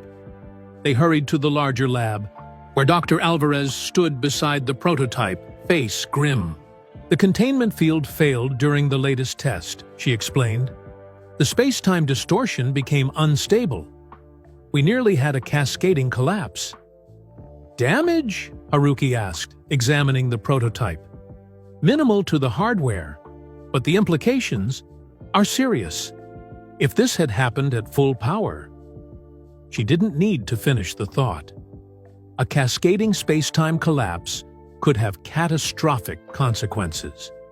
We need to redesign the containment system, Raj said. The current configuration can't handle the distortion levels we're trying to achieve. Haruki frowned. That will set us back months. Better months than a disaster, Dr. Alvarez replied firmly. A tense discussion followed, with team members arguing about whether to scale back their goals or push forward with a redesign. The debate grew heated, frustrations rising as weeks of progress seemed suddenly threatened. Enough, Haruki finally said, voice cutting through the arguments. This is precisely why we test. Better to find problems now than during actual implementation. He turned to a whiteboard and began sketching. A new containment design. We'll adapt some principles from Kira's higher dimensional approach. If we reconceptualize the containment field as a hyperdimensional bubble rather than a simple electromagnetic barrier, the team gathered around, arguments forgotten, as Haruki's explanation unfolded. By evening, they had a new design approach that promised greater stability. When Elon called for his daily update, Dr. Alvarez explained both the setback and the new solution. "So we're delayed but not defeated," Elon summarized. "Exactly," she confirmed. "And there's more. Kira has made a breakthrough on the wormhole mathematics. It might be the key we've been looking for." "Progress on both fronts, then," Elon said, satisfaction evident in his voice. "Keep pushing. I'll be there tomorrow to see the new designs." After the call, Haruki found Kira in the break room, slumped at a table, finally succumbing to exhaustion after 36 hours without sleep. "Go home," he said gently. "Get some rest. The equations will still be here tomorrow." She rubbed her eyes. "I just want to finish the simulation." "May wants to see you," Haruki said. "She's having a good day, asking about your work." That got Kira's attention. Good days had become precious, moments to be treasured. "Okay," she agreed, gathering her things, "but I'll be back early tomorrow." As they walked home together, Haruki marveled at how much had changed in just a few months. From driving an Uber and tinkering with equations in his garage, he now led, one of the most advanced scientific projects on the planet. His life's work was no longer a lonely pursuit, but a team effort with the brightest minds and best resources. And at the center of it all was Kira, his granddaughter, his legacy. She would carry his work forward, perhaps even beyond what he had imagined. The future stretched before them, full of challenges, but also unprecedented possibilities. It had all started with a chance Uber ride and an old man's notepad. But where it would end, that remained to be seen. Weeks passed. The redesigned propulsion prototype was nearly complete, incorporating elements of Kira's higher dimensional mathematics. The wormhole project continued in parallel, making steady but slower progress. One evening, Haruki sat beside May's bed, holding her thin hand as she slept. The cancer treatments had taken their toll, leaving her weaker than before. The doctors remained cautiously optimistic, but Haruki could see the truth in their eyes when they reviewed her scans. Time was running out.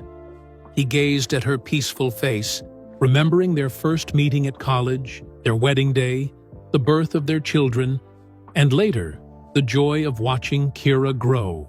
Through it all, May had been his constant, his anchor, believing in him even when his ideas seemed impossible. "I need to finish this, May," he whispered, though she couldn't hear him. "For both of us, for everything we dreamed about." As he watched her sleep, something clicked in his mind. A connection between two seemingly unrelated concepts: the containment field stability issue and the wormhole threshold problem. They were mirror images of each other, approaching the same fundamental challenge from opposite directions. Haruki carefully released May's hand and moved to the small desk in the corner of the bedroom. He began writing frantically, equations flowing from his pen as if they had been waiting just below the surface of his consciousness. Hours passed as he worked, pausing only to check on May. By dawn, he had filled dozens of pages with calculations and diagrams. The solution had been there all along, hidden in plain sight. Haruki called the lab. "Get everyone in, now! I've found something!" By 7 a.m., the core team had assembled, bleary-eyed but curious. Haruki stood before them, energized, despite his sleepless night. "We've been approaching this wrong," he began, taping his handwritten pages to the wall. We've treated the propulsion system and the wormhole as separate challenges, but they're actually two expressions of the same underlying principle. He explained. His realization, the mathematical connections between the two projects, the elegant symmetry that had eluded them until now. The stability problem in the propulsion system is actually a miniature version of the wormhole threshold, he concluded. By solving one, we solve both. Dr. Chen studied the equations, eyes widening. This works. The math checks out. Dr. Alvarez was already running simulations on her tablet. If this is right, we could have a functional propulsion prototype. Within days, not weeks. And the wormhole project? Elon asked from the doorway. No one had noticed him arrive. Significantly accelerated, Haruki replied. We can build a microscale test device immediately.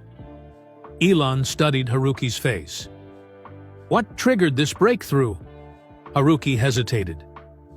May, he said finally. Watching her sleep, thinking about time running out. My mind made connections it hadn't? Before, Elon nodded, understanding. Let's get to work then. The next 48 hours were a blur of activity. The team split into two groups, one implementing Haruki's insights into the propulsion prototype, the other building the microscale wormhole test device. Kira worked alongside her grandfather, translating his handwritten notes into formal mathematical models. She caught a small error in one equation, adjusted a parameter in another. Their collaboration was seamless, each anticipating the other's thoughts. We should call it the Tanaka Drive, Dr. Alvarez suggested as they worked. Haruki shook his head. No names yet. Let's make sure it works first. By the third day, both devices were ready for testing. The propulsion prototype gleamed under the laboratory lights, its redesigned containment field generators humming softly. The microscale wormhole device was smaller, about the size of a microwave, but far more complex internally. Which one first? Elon asked. Propulsion, Haruki decided. It's the more stable of the two. They gathered in the testing chamber, protected. Behind reinforced glass, Dr. Alvarez initiated the startup sequence. The prototype powered up smoothly, energy levels rising steadily as the containment field took shape. Field stability at 98%, Raj reported.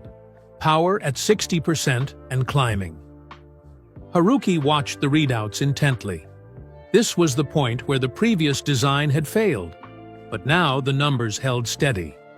The containment field remained stable as power reached 70%, then 80%. Space-time distortion beginning, Dr. Chen announced, measuring at 15% and increasing. On a monitor, they could see the test area inside the prototype. A small metal sphere hung suspended in the center. As the space-time distortion increased, the sphere appeared to blur slightly, its edges becoming less distinct. Distortion at 30%, Dr. Chen continued. 35%, 40%. The metal sphere now appeared to be in two places simultaneously, its actual location and a point several centimeters away. The effect was subtle but unmistakable. It's working, Kira whispered, gripping her grandfather's arm. It's actually working. Power at maximum, Raj reported. Field stability holding at 97%. Distortion at 52%, Dr. Chen said, voice trembling with excitement. That's a new record. The metal sphere now existed in a smeared state across space, visibly stretched between two distinct points without physically moving.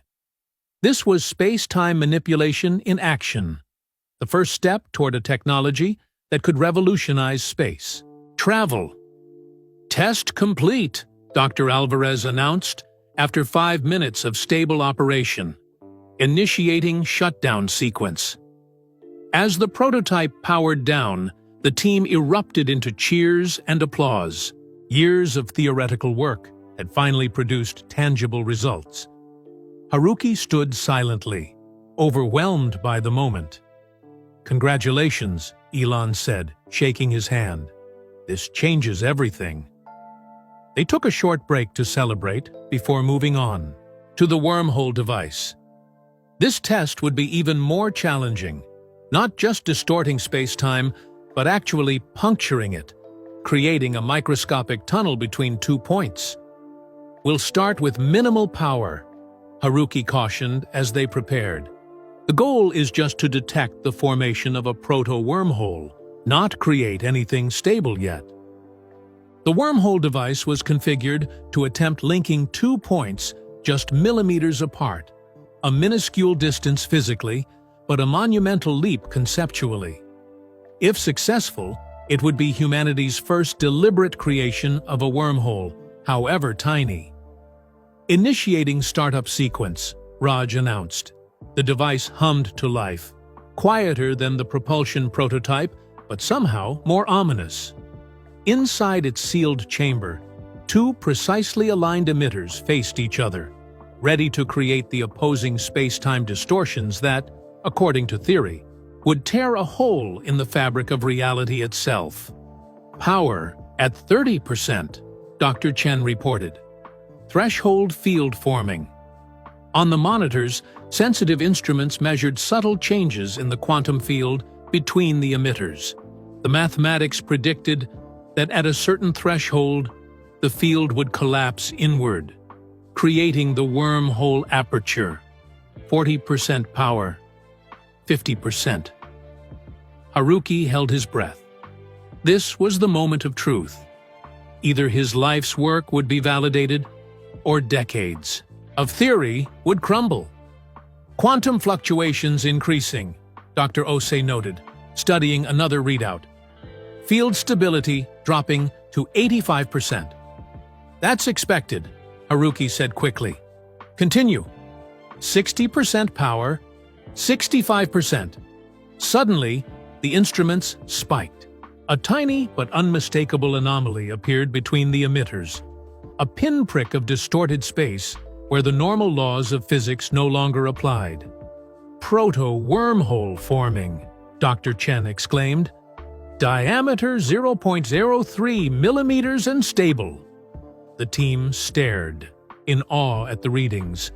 Though invisible to the naked eye, the instruments confirmed a microscopic wormhole had formed between the emitters. A tunnel in space-time, barely wider than a human hair. "Maintaining for 30 seconds, Haruki instructed, his voice steady despite his racing heart. The 30 seconds stretched into an eternity as they watched the readouts, hardly daring to breathe. The proto-wormhole remained stable, its quantum signature clear and unmistakable. "Test complete," Haruki finally said. "Power down." As the device shut down, the proto-wormhole collapsed, leaving reality intact once more. For a moment, no one spoke. Then Elon broke the silence. "You did it," he said simply. "You actually did it." The room erupted in celebration again, louder than before. Kira hugged her grandfather tightly, tears streaming down her face. The other scientists exchanged incredulous looks, the magnitude of their achievement still sinking in. "I need to tell May," Haruki said, disengaging gently from Kira's embrace. "She should know." He hurried home, heart racing with excitement. Pushing open the bedroom door, he found May awake, sitting up against her pillows. "It worked," he said, taking her hands in his. "Both projects, the propulsion system and even the wormhole. We created an actual wormhole, May. Microscopic, but real." May's tired face lit up with joy. "I knew you would do it, Haruki. I always knew." As he described the tests to her, Haruki felt a weight lifting from his shoulders. For decades, his theories had existed only on paper, dismissed by colleagues, relegated to the realm of science fiction. Now they were proven reality, with limitless potential for the future.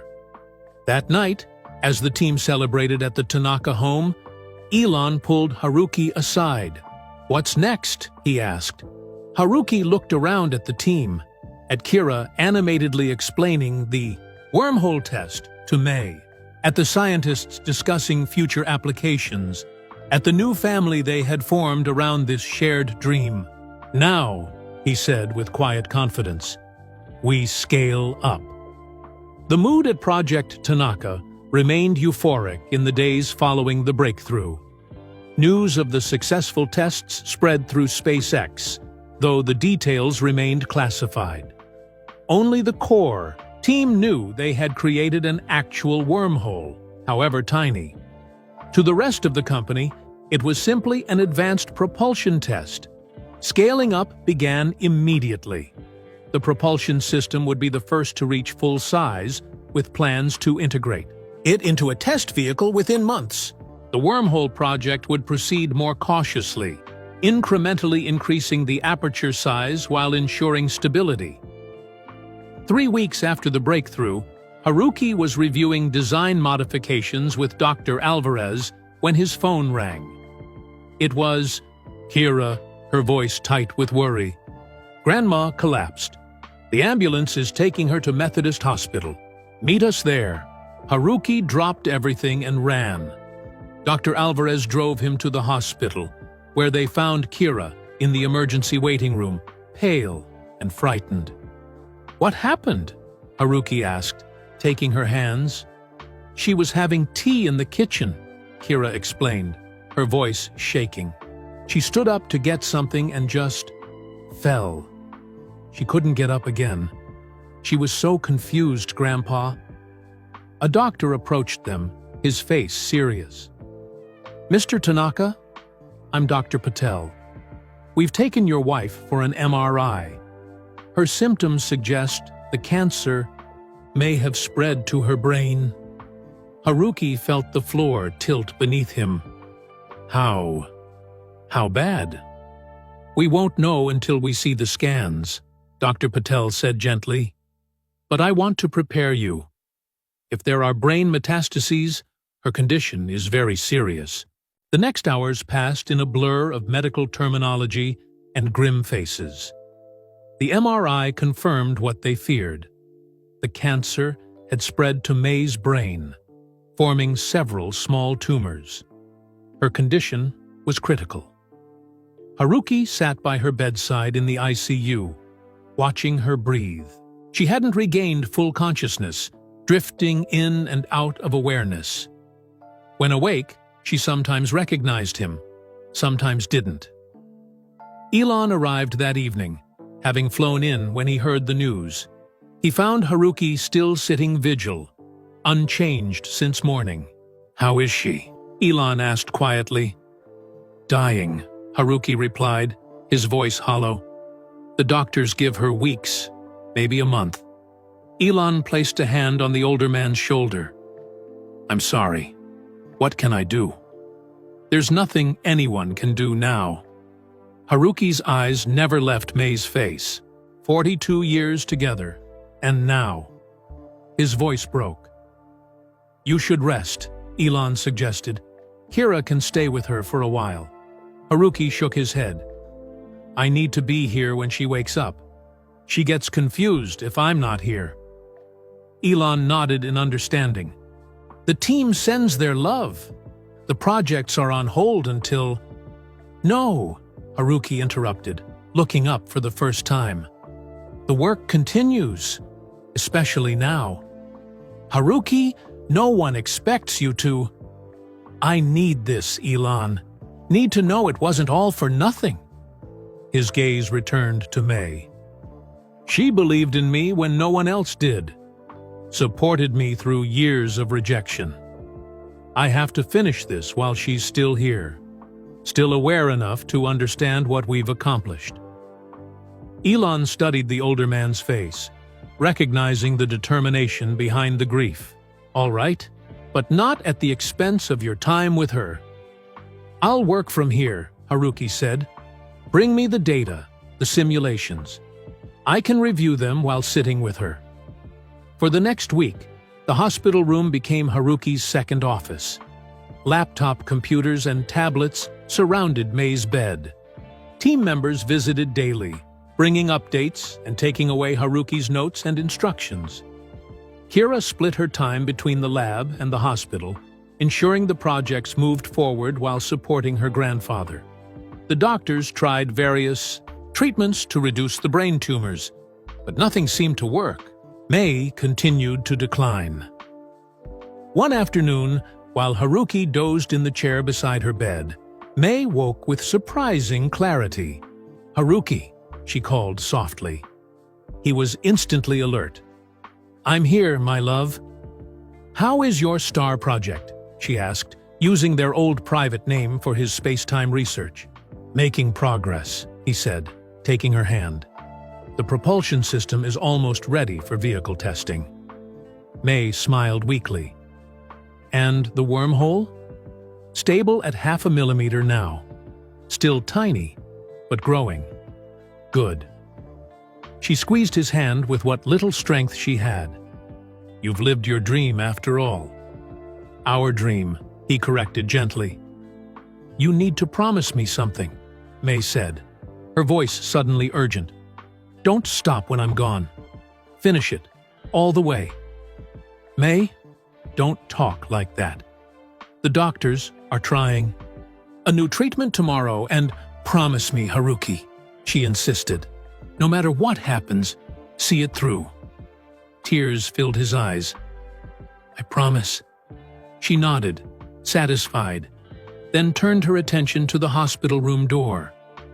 "Is Elon here today?" "Not yet. He's coming this evening. I need to speak with him. Alone." Haruki frowned. "About what?" "Just some things I want to say," May replied mysteriously. When Elon arrived that evening, Haruki reluctantly stepped out, leaving them alone as May had requested. Their conversation lasted 15 minutes. When Haruki returned, May was asleep again, and Elon looked thoughtful. "What did she say to you?" Haruki asked. "Private things," Elon replied. "But I can tell you she extracted a promise from me, just as she did from you." "What promise?" "To make sure you fulfill your potential. To help you finish what you started, no matter what obstacles arise." Elon smiled slightly. "She's a formidable woman, your wife." "Yes," Haruki agreed. "She always has been." After another week in the hospital, May stabilized enough to return home with hospice care. A hospital bed was set up in their bedroom, with medical equipment and visiting nurses to manage her pain and comfort. The team adjusted their workflow to accommodate Haruki's need to be at home. Dr. Alvarez took over day-to-day management of both projects, with Haruki reviewing progress each evening. Kira became the bridge between her grandfather and the lab, bringing materials back and forth. Despite the circumstances, work continued to advance.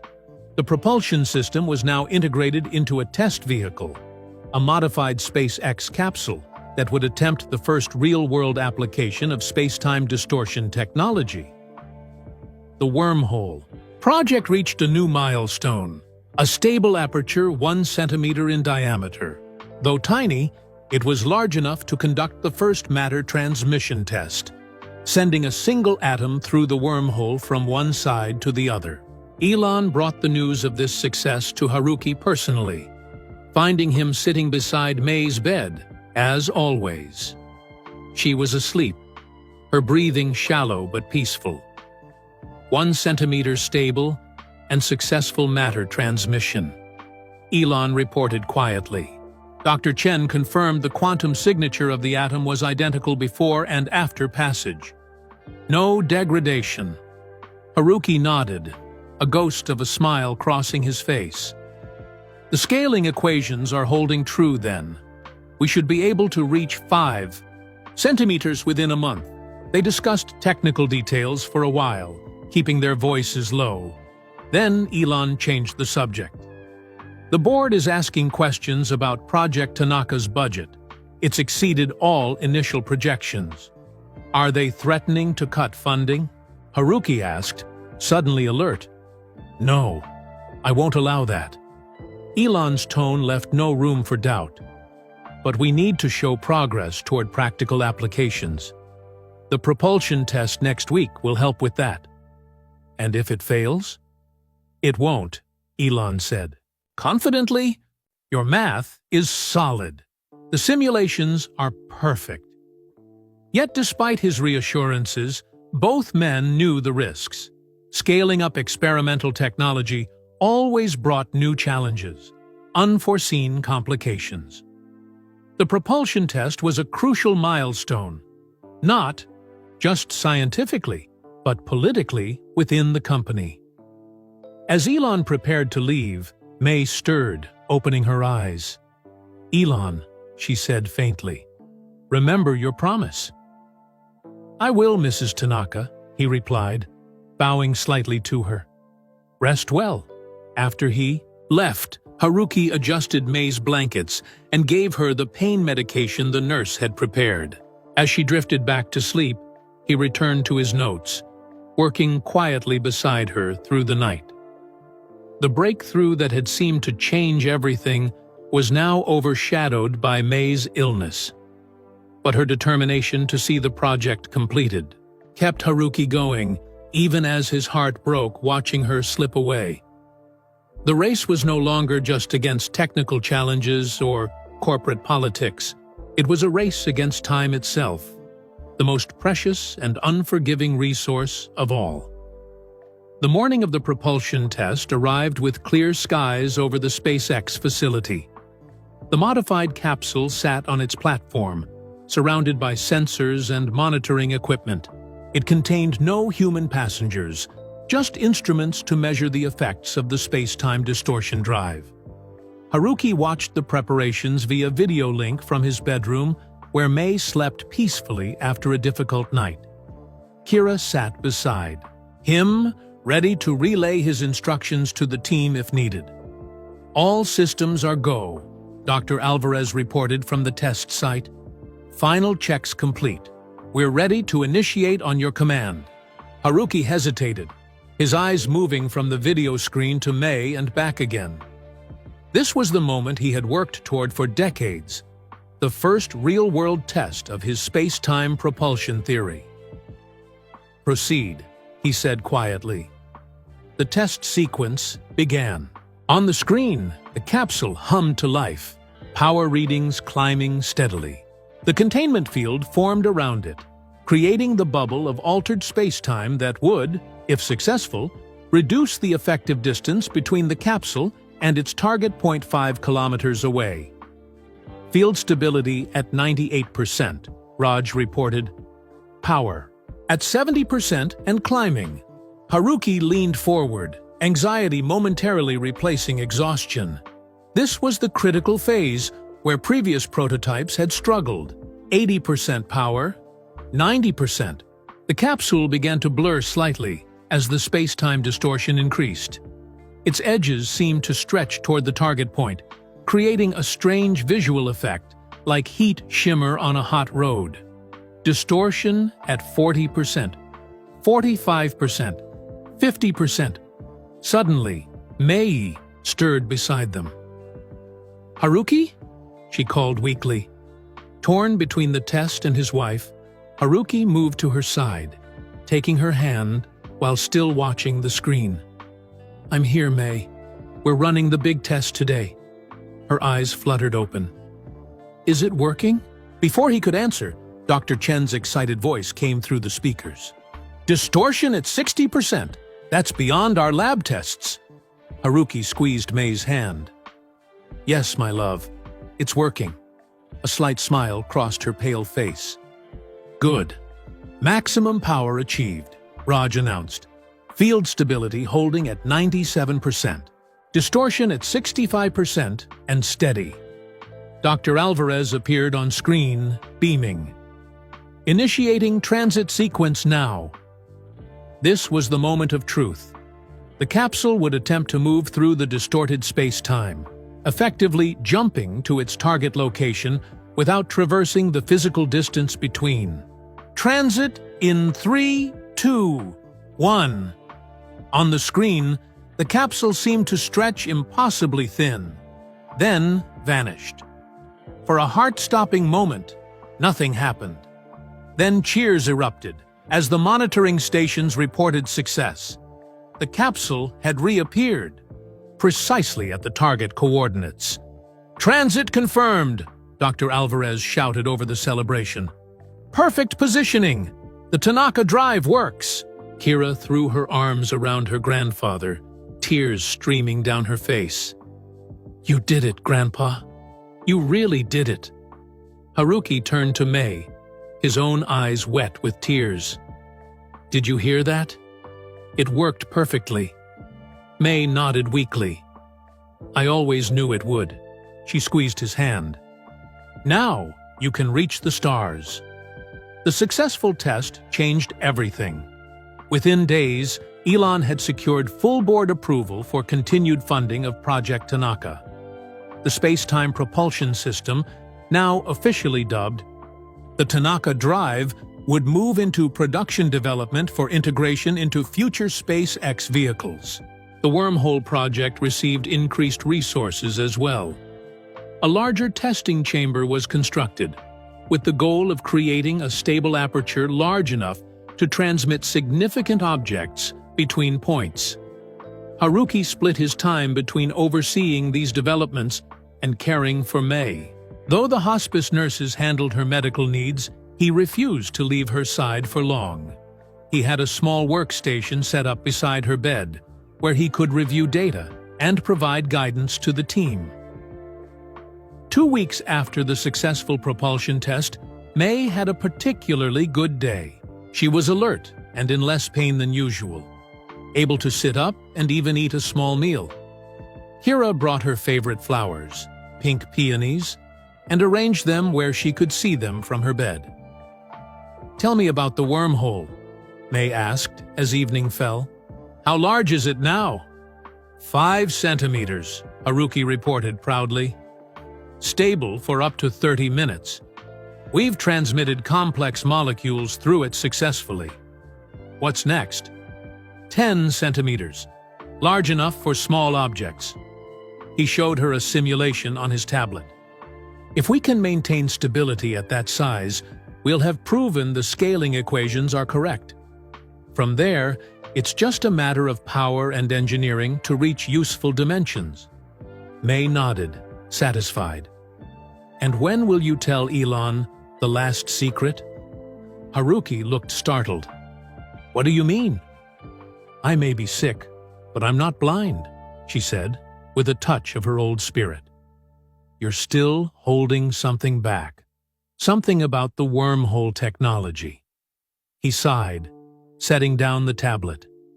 After 42 years of marriage, he couldn't hide anything from her. "You're right. There is one more piece I haven't shared. The final equations that would allow for what? Control over the temporal aspects of the wormhole," he said quietly. "Not just connecting 2 points in space, but potentially 2 points in time." Mei's eyes widened. "Time travel? That's what you've been hiding?" "Theoretical time travel," he corrected, "and highly constrained. But yes, the mathematics suggest it might be possible." "Why keep it secret?" Haruki looked troubled. "The implications are too dangerous, Mei. If such technology fell into the wrong hands..." "Do you trust Elon?" "With space travel, yes. With this?" He shook his head slowly. "I don't know if anyone should have this knowledge." Mei reached for his hand. "Then destroy it. Burn your notes. Delete the files." "I've considered that," he admitted. "But what if it could be used safely, under the right conditions? What if it could benefit humanity?" "Or destroy it," Mei said softly. "You need to decide, Haruki. Before." She didn't finish the sentence. She didn't need to. The next morning, Haruki made his decision. He asked Kira to gather the core team at the house that afternoon. They met in the living room, with the bedroom door left open so Mei could listen from her bed. I have something important to share, Haruki began. Something I've kept to myself until now. He explained about the temporal equations, the theoretical possibility of using wormhole technology to create connections not just across space, but across time. The team listened in stunned silence. I've decided this knowledge is too important to die with me, Haruki continued, but also too dangerous to share widely. I'm entrusting it to all of you, to use wisely, to protect carefully, and to implement only if you're absolutely certain it can be controlled. He handed each of them a sealed envelope. These contain key components of the equations. No single envelope holds the complete solution. You'll need to work together to understand the full implications, which is exactly as it should be. Dr. Meat, Alvarez looked at her envelope with awe and trepidation. Why now, Haruki? He glanced toward the bedroom where May rested. Because time is precious, and because some secrets are too important to keep forever. That evening, after the team had gone, Haruki sat with May as the sunset painted the room in gold. He read to her from her favorite book of poetry until she fell asleep, her breathing growing more labored each day. Kira found him there hours later, still holding May's hand, his face reflecting both grief and determination. The team is making preparations for the 10-centimeter test, she said softly. They want you to be there. Haruki shook his head. My place is here. Grandma would want you to go, Kira insisted. Just for a few hours. I'll stay with her. After much persuasion, Haruki agreed. The next morning, he kissed May gently and headed to the lab for the first time in weeks. The wormhole chamber had been upgraded substantially, now occupying a dedicated room with enhanced power systems and monitoring equipment. The target was ambitious. A stable 10-centimeter aperture maintained for 1 hour, with continuous matter transmission tests. As the team made final preparations, Haruki felt a strange mixture of pride and melancholy. His life's work was reaching fruition, but the person who had supported him through it all might not live to see its completion. We're ready to begin, Dr. Chen announced. All systems nominal, Haruki nodded. Proceed. The familiar hum of the equipment filled the room as power flowed into the wormhole generators. On the monitors, they could see the quantum field fluctuations that preceded aperture formation. Field collapsing, Dr. Osei reported. Wormhole forming. At 2 centimeters. 4 centimeters. They held their breath as the aperture continued to expand, approaching the target size. At 8 centimeters, previous tests had encountered stability issues, but Haruki's latest refinements seemed to be working. Centimeters? 10 centimeters! Aperture stable! A cheer went up from the team. On the central monitor, they could actually see the wormhole now, a perfect circle of distorted space, like a hole punched through reality itself. Initiating matter transmission test, Dr. Chen announced. A robotic arm moved forward, holding a small cube of specially prepared material. As they watched, it inserted the cube into the wormhole. For a moment, the cube seemed to stretch impossibly. Thin, then vanished.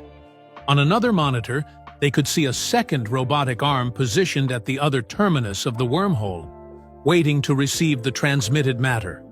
Seconds ticked by with no result. Transmission delay noted, Dr. Chen said, frowning. Running diagnostics. Suddenly, the cube appeared at the receiving end, perfectly intact. The team erupted in cheers again. Haruki smiled, but his eyes went to his phone. No messages from Kira. May was still stable. The tests continued successfully for the next hour, with various materials being transmitted through the wormhole without degradation. The aperture remained perfectly stable at 10 centimeters, a size sufficient for meaningful applications. We could send scientific instruments through, Dr. Alvarez noted excitedly. Sample return from dangerous environments without human risk, or emergency medical supplies to remote locations, Dr. Osei added. All of that and more, Haruki agreed. But first, we need to ensure long-term stability and develop portable emitters. His phone buzzed. A text from Kira. Come home now. Without a word, Haruki handed control to Dr. Alvarez and rushed out. The short drive home felt endless. When he arrived, he found Kira on the porch, tears streaming down her face. "I'm sorry, Grandpa," she sobbed. "She's gone. She went so peacefully, just slipped away." Haruki stood frozen, unable to process her words. Then, slowly, he moved past Kira into the house, to the bedroom where May lay still and silent, her battle finally over. He sat beside her, taking her hand one last time. It was still warm. "We did it, May," he whispered. The wormhole worked perfectly, 10 centimeters, stable for over an hour, just as I promised you. Though grief overwhelmed him, a small part of Haruki felt relief that May had lived to see his dreams realized, to know that her faith in him had been justified. She had been his motivation, his strength, his reason for persevering when all seemed lost. Now, he would finish what they had started together, for her memory, for the future, for the stars that waited. In the days following May's funeral, Haruki withdrew into himself. He attended the memorial service in a daze, barely registering the condolences offered by friends and colleagues. That the Project Tanaka team came in full, as did Elon, who remained respectfully in the background, allowing Haruki his grief. Kira managed the practical matters, the death certificate, the funeral arrangements, the steady stream of visitors bringing food and memories. She kept the household running while worrying about her grandfather, who spent hours sitting silently in his workshop, surrounded by equations that now seemed hollow without May to share them with. A week passed. Then, 2.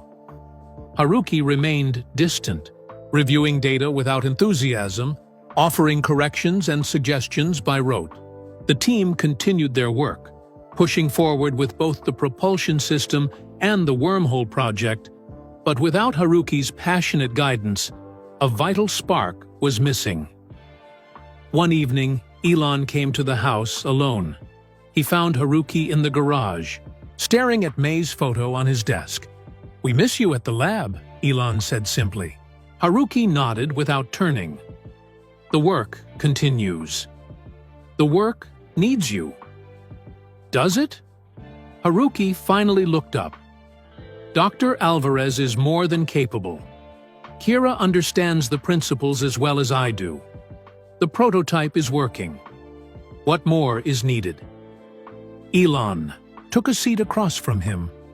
"Your vision, your understanding of where this all leads." "I know where it leads," Haruki said, his voice suddenly bitter. "To the stars. But what does it matter now? May will never see them." They sat in silence for a long moment. Then Elon spoke again, his tone gentle but firm. "Before she died, May made me promise something. She made me swear I would help you finish what you started, no matter what obstacles arose." He leaned forward. "I didn't realize the biggest obstacle might be you."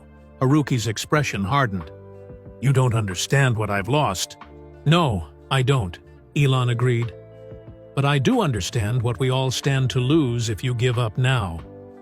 Humanity's future among the stars. The legacy May believed in so deeply." As they talked, Kira entered quietly, listening from the doorway. "The vehicle. Integration testing is scheduled for Thursday," Elon continued. "The first full-scale Tanaka drive, installed in a proper spacecraft. It's a major milestone. Your major milestone. I know, Haruki sighed. Will you be there? Before Haruki could answer, Kira stepped forward. Grandpa, I found something. In Grandma's things. She held out a small envelope. Haruki's name written on it in May's delicate handwriting. I think she meant for you to find this. After. Haruki took the envelope with trembling hands. Inside was a single sheet of paper, covered in May's writing. My dearest Haruki, if you're reading this, I have left this world ahead of you. Don't be sad for too long. We had 42 beautiful years together. More than many are granted. You once told me that space travel was about conquering the darkness between stars. I believe your work will do just that. But right now, you are in your own darkness, grieving. You must find your way through it, just as your ships will find their way through space. Remember your promise to me. Finish what we started. See it through to the end. Not for me, but for the future. For all the dreamers who will follow. You once said we were made of stardust. Now I am returning to the stars. Find me there when your work is done. All my love. May tears streamed down Haruki's face as he read. Kira placed a gentle hand on his shoulder, her own eyes wet. She knew you too well, Kira said softly. Knew you might lose your way without her. Haruki carefully folded the letter and placed it in his pocket, close to his heart. When he looked up, his eyes had changed. The spark had returned. Thursday, he said to Elon, the vehicle test. I'll be there. The next morning, Haruki arrived at the lab before anyone else. When the team began filing in, they found him at the main whiteboard, already deep in calculations. A renewed energy in his movements. We need to adjust the field harmonics, he announced without preamble. The current configuration is inefficient for the spacecraft integration. Dr. Alvarez exchanged a glance with Raj. Welcome back, she said simply. The days leading up to the test were a flurry of activity. The Tanaka drive had been installed in a modified Dragon capsule designed to make a controlled jump from the SpaceX facility to a point in orbit, a distance of approximately 300 kilometers. If successful, it would be the first human-made object to utilize space-time distortion for actual space travel. The morning of the test arrived. The launch pad bustled with activity as final preparations were made. Security was tight. Though the existence of the Tanaka drive was now public knowledge, its exact mechanism remained classified. In the control room, Haruki sat at a dedicated console, Kira beside him. The rest of the core team occupied nearby stations, monitoring different aspects of the test. Elon stood at the center, overseeing the operation. T-minus 10 minutes, the flight director announced. All systems go. As the countdown proceeded, Haruki felt a strange calm settle over him. For decades, his work had existed only on paper, then in small laboratory tests. Now, it would make the leap to practical application, the beginning of a new era in space travel. T-minus 2 minutes. The capsule powered up, its systems coming online one by one. The Tanaka drive hummed to life, creating the space-time distortion field that would enable the jump to orbit. T-minus 1 minute. Haruki reached into his pocket, touching May's letter for reassurance. This is for you, he whispered. T-minus 30 seconds. 20. 10. The room fell silent as the final countdown began. 3, 2, 1. Initiate jump sequence. On the main screen, they watched as the capsule seemed to blur, its edges becoming indistinct as the space-time field reached maximum distortion. For a breathless moment, nothing happened. Then, the capsule simply vanished. All eyes turned to the orbital tracking stations. If successful, the capsule should appear in low Earth orbit, approximately 300 kilometers above the launch site. Seconds stretched into an eternity. Haruki gripped the edge of his console, heart pounding. "Orbital tracking station reports contact," a controller suddenly announced. "Positive identification. Dragon capsule confirmed in target orbit." The control room erupted in cheers and applause. Kira threw her arms around her grandfather, laughing and crying at once. The team members embraced each other, the magnitude of their achievement sinking in. They had just sent an object directly from Earth's surface to orbit without a conventional launch, without the enormous fuel expenditure, without the dangers of atmospheric ascent. The implications were staggering. As the celebration continued, Haruki's phone rang. It was Dr. Chen, calling from the wormhole lab. "We just achieved 20 centimeters stable aperture," she reported, her voice excited. "Double our previous record. It's holding perfectly." Haruki shared the news with the team, prompting another round of cheers. Both projects were advancing rapidly now, feeding off each other's successes. Amid the celebration, Elon approached Haruki with a serious expression. "There's something we need to discuss, the next phase." They moved to a private office, away from the noise. Elon closed the door and turned to face Haruki. "The board wants to commercialize the Tanaka Drive immediately. Satellite deployments first, then cargo to our Mars base, eventually human transport." "That was always the plan," Haruki nodded. "The propulsion system is ready." "And the wormhole project?" Haruki hesitated. "That's more complicated. We're making extraordinary progress, but the implications, the risks—" "I understand," Elon said, "but decisions need to be made. Next week, NASA is sending the Perseverance 2 rover to Mars. They've requested permission to install a wormhole receiver there." "A receiver?" Haruki's eyes widened. "They want to create a permanent wormhole link between Earth and Mars?" "Exactly. A communications link at first, then small payload transfers, eventually perhaps human transit." Elon studied Haruki's reaction.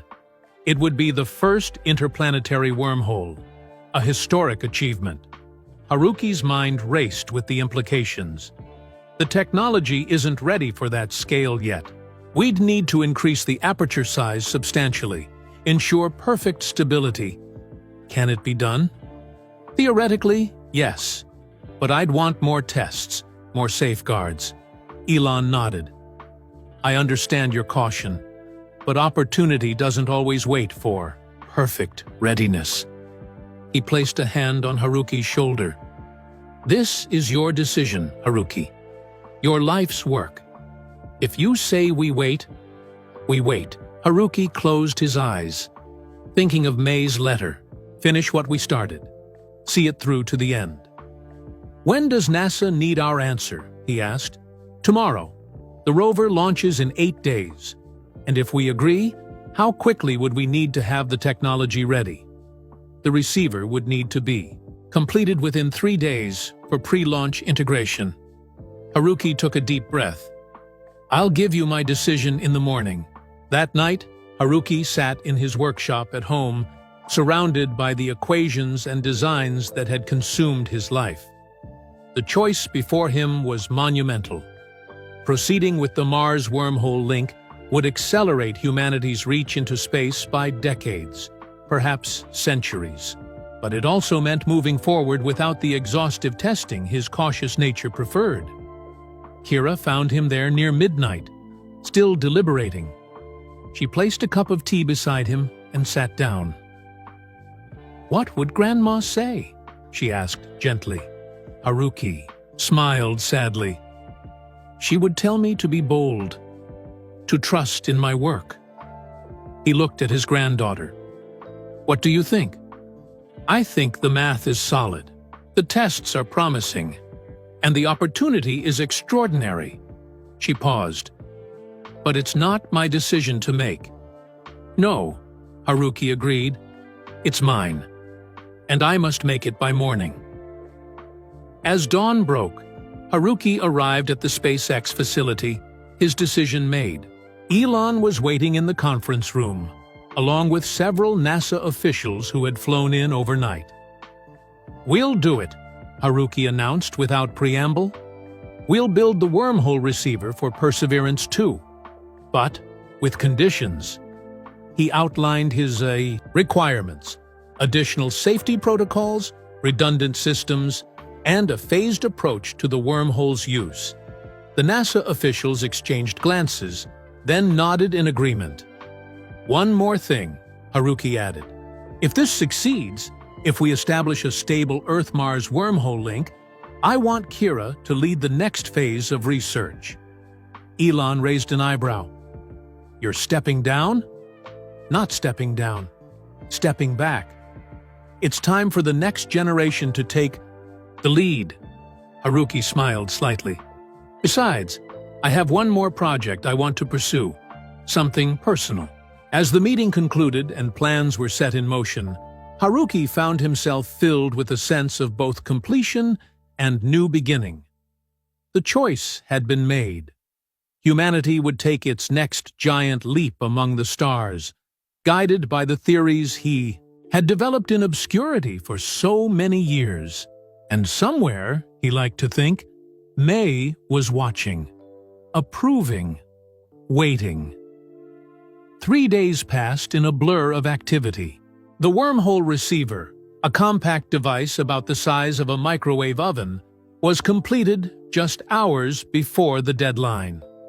After rigorous testing, it was carefully packed and flown to Cape Canaveral for integration with the Perseverance 2 rover. Haruki, Kira, and the core team traveled to Florida to witness the launch. They stood with Elon and the NASA officials on the observation deck as the countdown reached its final moments. The massive rocket ignited, lifting slowly from the pad before accelerating into the clear blue sky, carrying humanity's first interplanetary wormhole technology toward Mars. "Now we wait," Haruki said quietly, as the rocket disappeared from view. The Mars journey would take 7 months. During that time, the team continued refining the Earth-side wormhole generator, pushing the stable aperture size to 30 centimeters. Large, enough for significant objects to pass through. The Tanaka Drive, meanwhile, revolutionized orbital operations.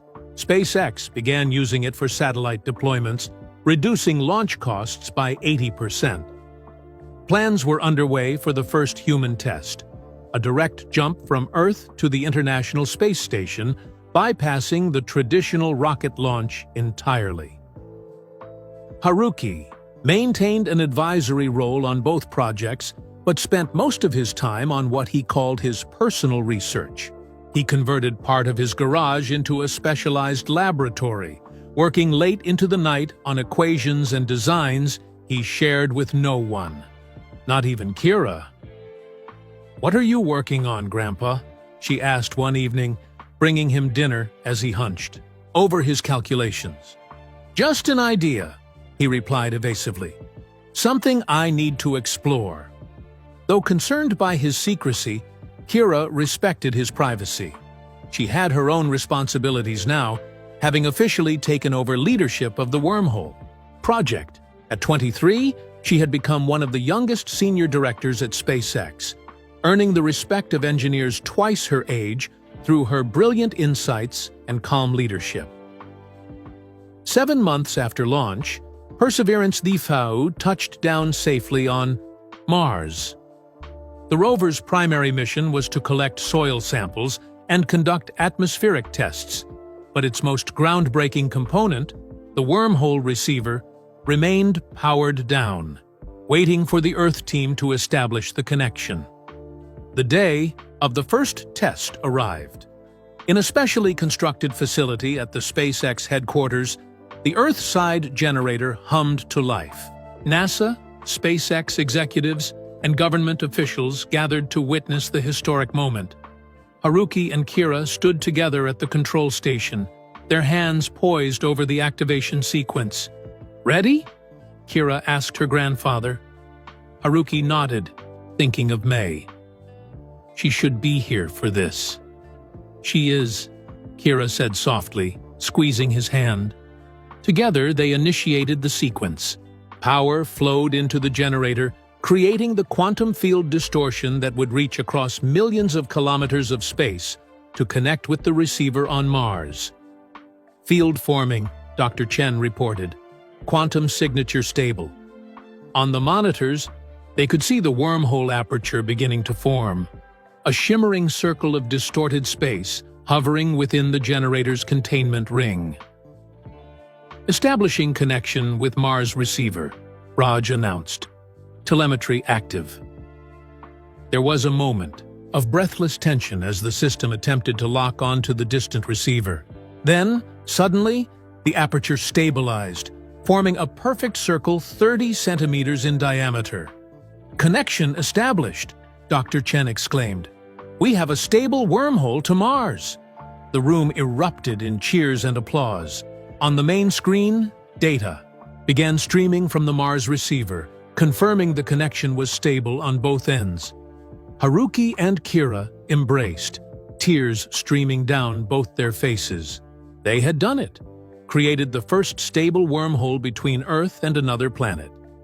The distance between worlds, once measured in months of dangerous travel, had been reduced to a single step. The initial tests were modest. Data transmission, then small material samples passed through the wormhole in both directions. Martian soil arrived on Earth without ever boarding a return spacecraft. Earth seeds were planted in Martian greenhouses minutes after leaving terrestrial laboratories. 2 months after the successful wormhole link, Haruki invited Elon to his home laboratory. It was time to reveal his personal project. "I believe I've solved the final equation," Haruki said without preamble as Elon entered. "The temporal aspect of wormhole physics." Elon's expression grew serious. "You mean?" "Yes. Controlled, limited time displacement through a modified wormhole aperture." Haruki gestured to a small device on his workbench. "This is the prototype temporal field generator." "Have you tested it?" Elon asked, examining the device with cautious fascination. "In limited ways. I've sent quantum particles forward and backward in time by microseconds." Haruki's eyes shone with the excitement of discovery. "The particles arrive intact, with their quantum signatures preserved." "The implications are enormous," Elon said, "and dangerous." "Which is why I'm sharing this with you alone," Haruki replied. "The world isn't ready for this technology. Perhaps it never will be." "Then why develop it at all?" Haruki was silent for a moment. "Because understanding is its own reward. Because knowledge shouldn't be feared, only respected." He paused. "And because I made a promise to May." Understanding dawned in Elon's eyes. "You want to send her a message, across time." "Just a simple communication," Haruki confirmed. "To let her know we succeeded. That her faith in me was justified." "Is that possible without changing the past?" "Theoretically, yes. A quantum encrypted message, targeted to a specific moment before her death. She would receive it as a dream, a feeling, nothing that would alter events, but enough for her to know." Elon considered this carefully. "What do you need from me?" "Your understanding, and your promise that this technology will remain secured until humanity is ready for it, if ever." "You have both," Elon said solemnly. 1 week later, on the anniversary of May's death, Haruki activated his temporal field generator. In the privacy of his home laboratory, He created a microscopic wormhole with specific temporal coordinates the night before May's passing, when she had slept peacefully beside him. Through this quantum bridge, he sent a simple message, encoded, in waves that would register only in her dreaming mind. "We reached the stars, my love, just as you believed we would." Whether the message truly reached her, Haruki would never know with certainty. But that night, he slept more peacefully than he had in a year, feeling somehow that a circle had been completed. 3 years later, the first human traveled through the Mars wormhole, a NASA astronaut stepping directly from Earth to the red planet in a single moment. The era of interplanetary travel had truly begun. 5 years after that, using principles derived from both the Tanaka Drive and wormhole technology, SpaceX launched the first interstellar probe toward Alpha Centauri, instead of the thousands of years such a journey would normally require. The probe would arrive in less than a decade, sending data back through a series of relay wormholes. On the day of the launch, Haruki stood with Kira at the SpaceX facility, now 80 years old, but still sharp-minded. They watched together as humanity's first messenger to another star system departed Earth. "Did you ever imagine this when you were driving that Uber?" Kira asked with a smile. Haruki chuckled. "I imagined it long before that. Your grandmother and I used to look at the stars and wonder what it would take to reach them." He squeezed her hand. "Now we know." As they turned to leave, a young reporter approached them. "Dr. Tanaka, what do you consider your greatest achievement?" Haruki thought for a moment. Most would expect him to name the drive that bore his name, or the wormhole technology that had transformed space travel. But his answer was different. "Teaching my granddaughter to believe in possibilities," he said, smiling at Kira. "Everything else followed from that." Later that evening, Haruki visited May's grave, placing fresh peonies beside the headstone. He sat on the small bench nearby, looking up at the stars beginning to appear in the twilight sky. "We did it, May," he said softly. "We're reaching for the stars, just as we dreamed." He paused, a smile crossing his weathered face. "And someday, we'll go there together." High above, Alpha Centauri twinkled in the gathering darkness, no longer an impossible destination, but the next frontier. And somewhere beyond, countless other stars waited, their mysteries ready to be unlocked by the technology that had begun with an old man's equations in an Uber driver's notepad. What had started as a chance encounter, a billionaire noticing, a retired engineer's calculations, had blossomed into humanity's greatest adventure, a reminder that brilliance can be found in the most unlikely places, and that the future belongs to those who refuse to let their dreams die. All it takes is one moment of recognition, one chance meeting, one person believing in another, and the stars themselves come within reach. Thanks for joining me for The Starman's Second Chance. I'm curious, where in the world are you listening from?